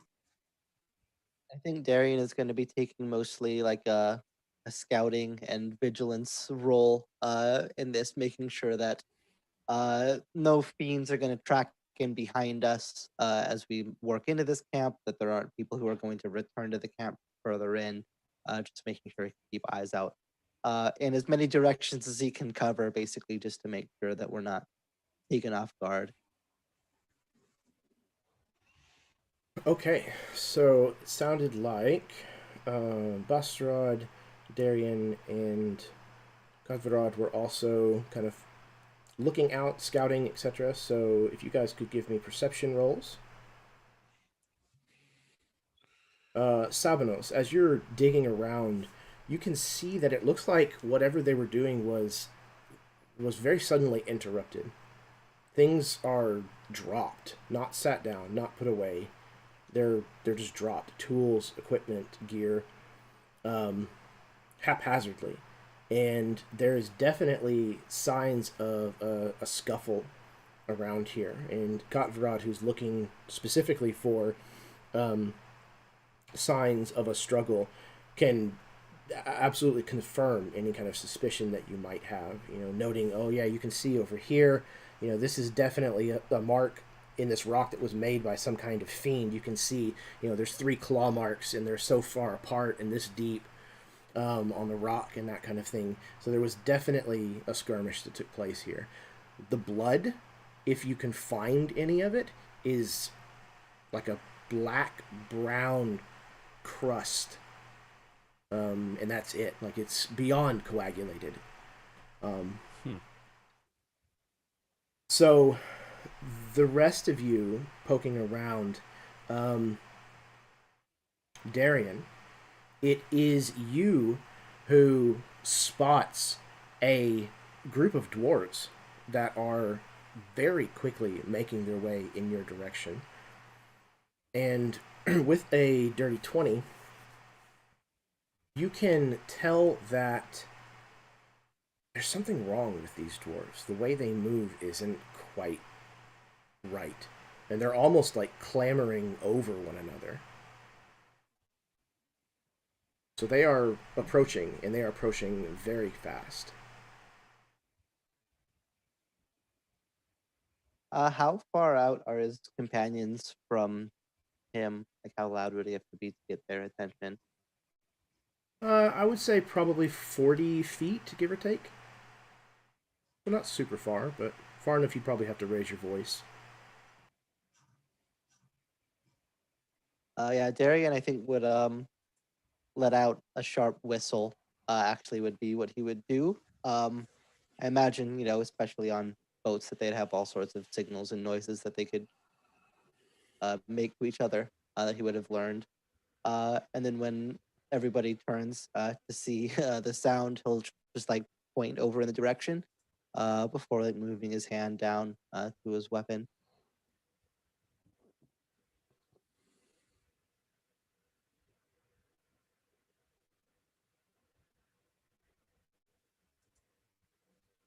The rest of you hear Darian's sharp, shrill whistle, and looking that direction, you can make out movement.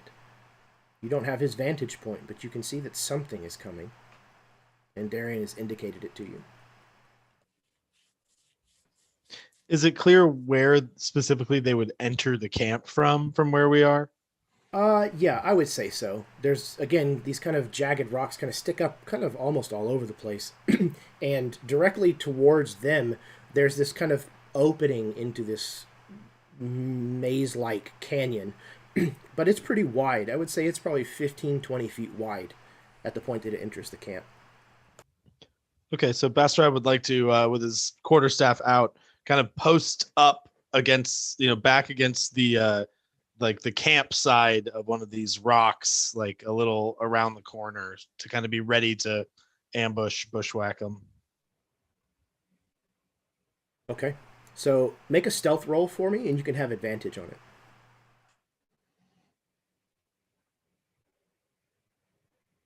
Well, it's a nat 20 on my first roll, so I'm just going to let that one stand. Because that's better. It's 23. Yeah, okay. All of you who are looking for Bastrad all but see him kind of disappear into the deep shadows of one of this craggy outcroppings of black rock. Oh, if there's deep shadows, I actually literally disappear. Oh, nice. Okay. I think like I'm only level 10, so I can. Oh no, I can move from shadow to shadow. Never mind. I'm not quite at the disappear point. Still though, with a nat 20 on your stealth, you might as well. Okay. These dwarves approach in a frenzy.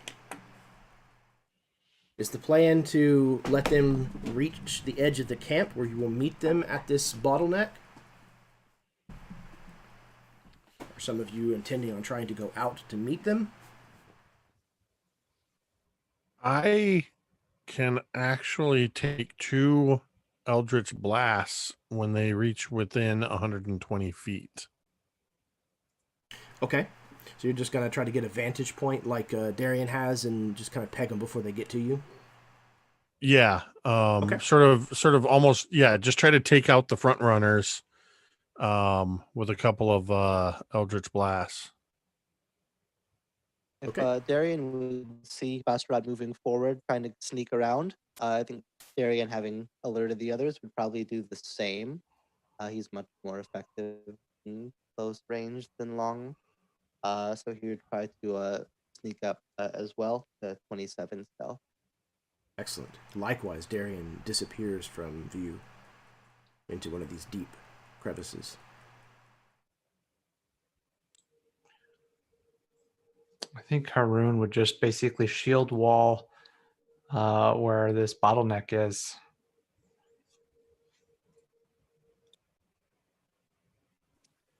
I think Sabanos is still so wrapped up in this other like worldly clue thing that I'll probably be, unless someone calls to me and says, "Hey, I don't know that I'd ignore that necessarily, but I think that I'm still fishing around, sliding things around, looking at shoe prints, things."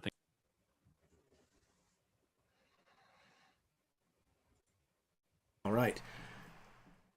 You make ready. Katvaraad, you move up to a position similar to Darian so that you are looking out a little over the maze-like crags, and you can get a good view of these dwarves that are running towards you.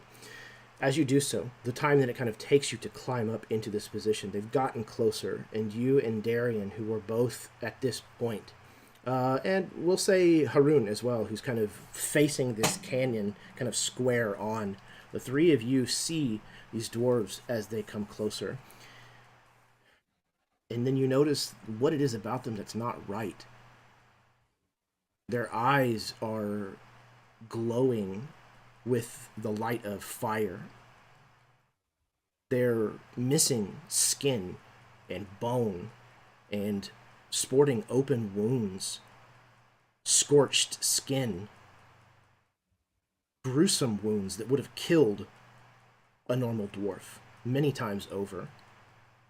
And they are snarling and roiling like a wave towards you. You realize that all of them, every single one of them, is missing their hands at the wrists. And instead of the dwarven hands that would be there, there is a bouquet of imp arms reaching out of the stump like a grotesque arrangement of flowers. That is where we're going to end this session. So, this was amazing, guys. Thank you so much for playing in this game. I cannot wait to keep going with this. I don't know that next session is going to be our last session. I think we still have too much ground to cover, so we might be pushing into February. But I'm very excited to see what's going to happen with what is next. So I'm going to pass things over to all of you so that you can give any kind of like parting thoughts or plugs or anything of that nature before we call it a night. So we're going to start in reverse order with Jeff. I mean, we could just play another session right now and, cut the months down just to January, just for efficiency's sake, But yeah, in all seriousness, fantastic session as always. The mini game was super fun. A nice light breakaway from the the normal character drama that this campaign is. The Aether Cart race was super fun in that same way too. It's nice to be able to, I think, like, I love the heavy character drama stuff in this campaign. It's one of my favorite things about it. But every once in a while, you just need that little crack of something insane. And the game was a great way to I think to bring that out while still contributing to the rest of the story. And then hell, as it turns out, is scary. I know, crazy discovery I've made there. But very excited to see where the rest of that goes. I'm Jeff. You can find my own video stuff on Tabletop Pairs on YouTube or on Patreon. If you want to see some tips for gameplay on YouTube or some game design stuff on Patreon, check that out. This campaign continues to impress month after month for 2 years now, and I'm extremely excited and also extremely sad that it'll be ending so soon. Me too, man. Very, very much so. It is definitely a double-edged sword. But I'm excited for it, nonetheless. Excited and sad. Next up, we have Alan. Jeremy, awesome game. As always, the mini game. If you're not already, I'm sure you are, but if you're not putting these mini games in a Google Drive somewhere, you need to. Because they're just fun. As the last session of this year, I can't think of a better way to spend my time other than with you guys on this campaign that's just been such a roller coaster of emotion. And it's a little bittersweet coming towards the end, but I know it will. When it does end, it would definitely be very memorable. So definitely looking forward to that.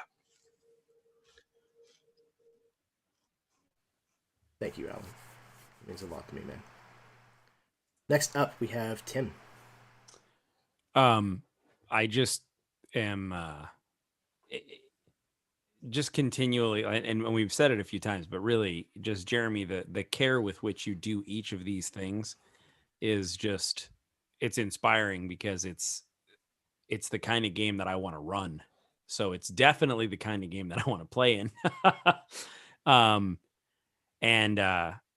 I just am overwhelmed with how fun it is to do these kinds of sessions. Like, I haven't had like a disturbing sort of like creepy session in a long time.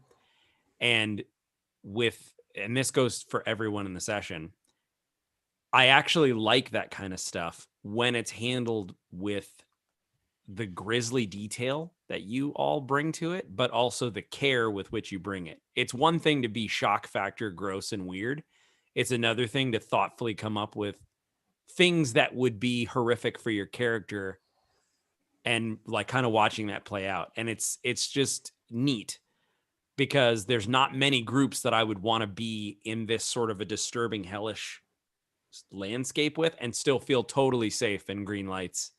So I'm excited for this next session, and it's not a bad thing that it might bleed into February, as everybody has already said. So one thing you can check out is that if you are interested in mecha and robots, Absolute Tabletop also is running a Kickstarter right now for the Mecha Hack Mission Manual.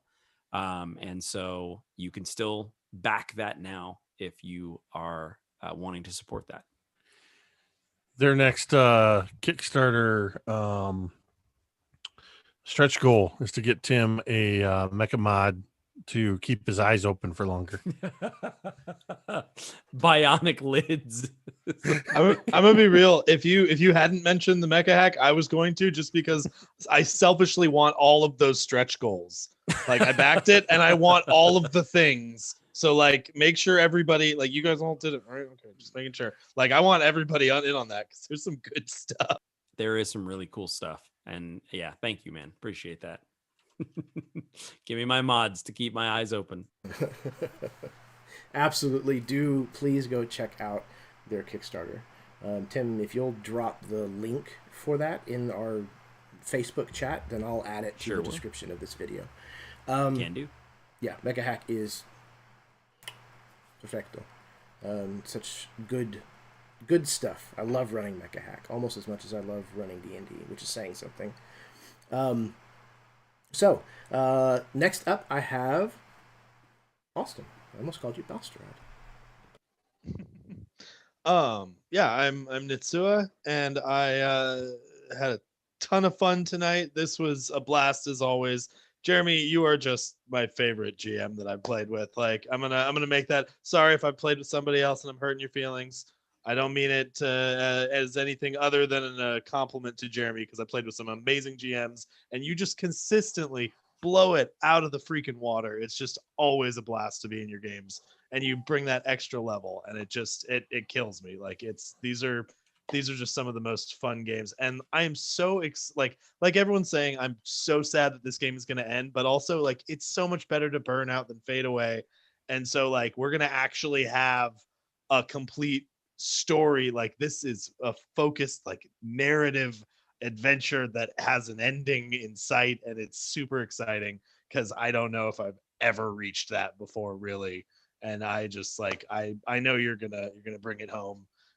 So thank you as always for involving me in all this. So I enjoy playing with you guys. It's my favorite part of every month.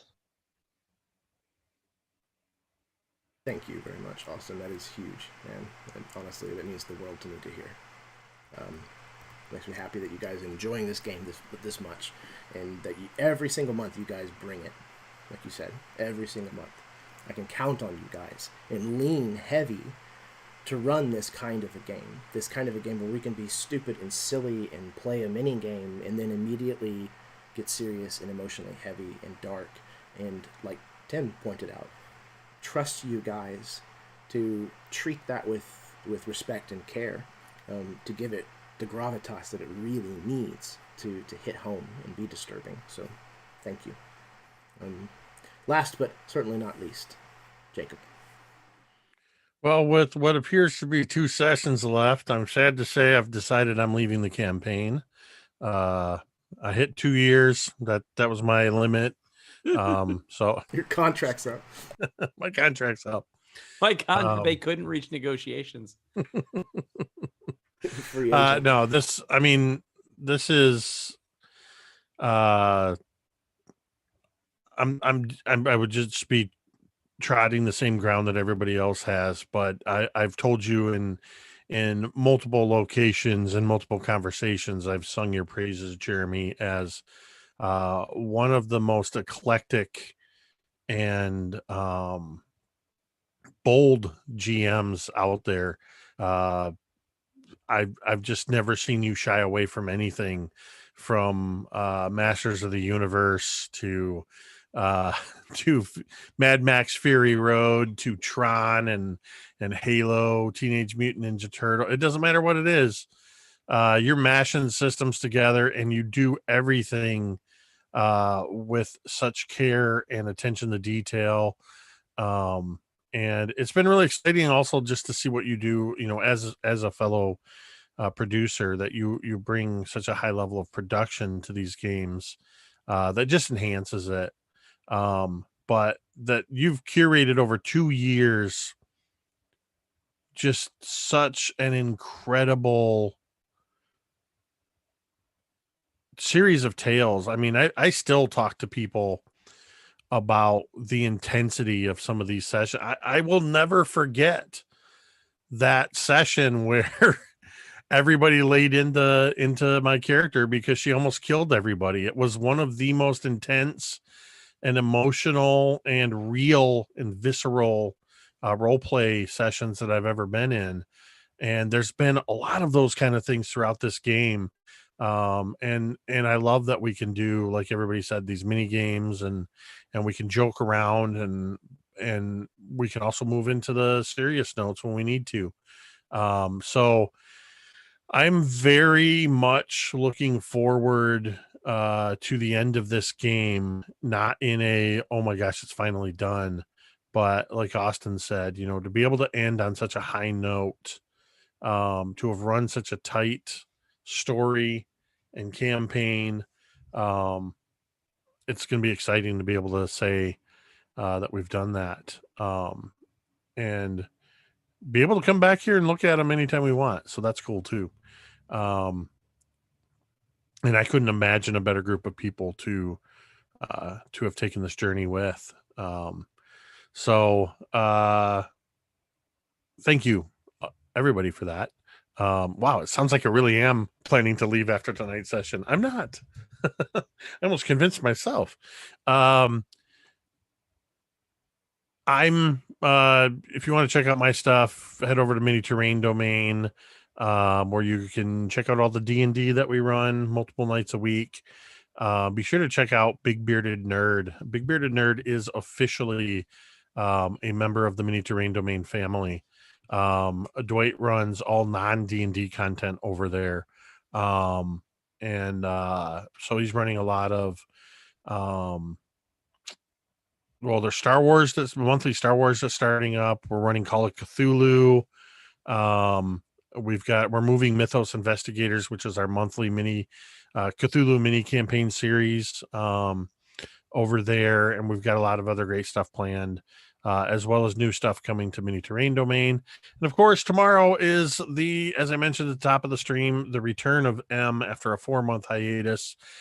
We are taking a 3-episode arc as part of season 5, Rime of the Frost Maiden. We're doing a 3-episode arc that we're going back to see where Fig, M's character, has been this whole time, because he got teleported out, and Zach's character was teleported in.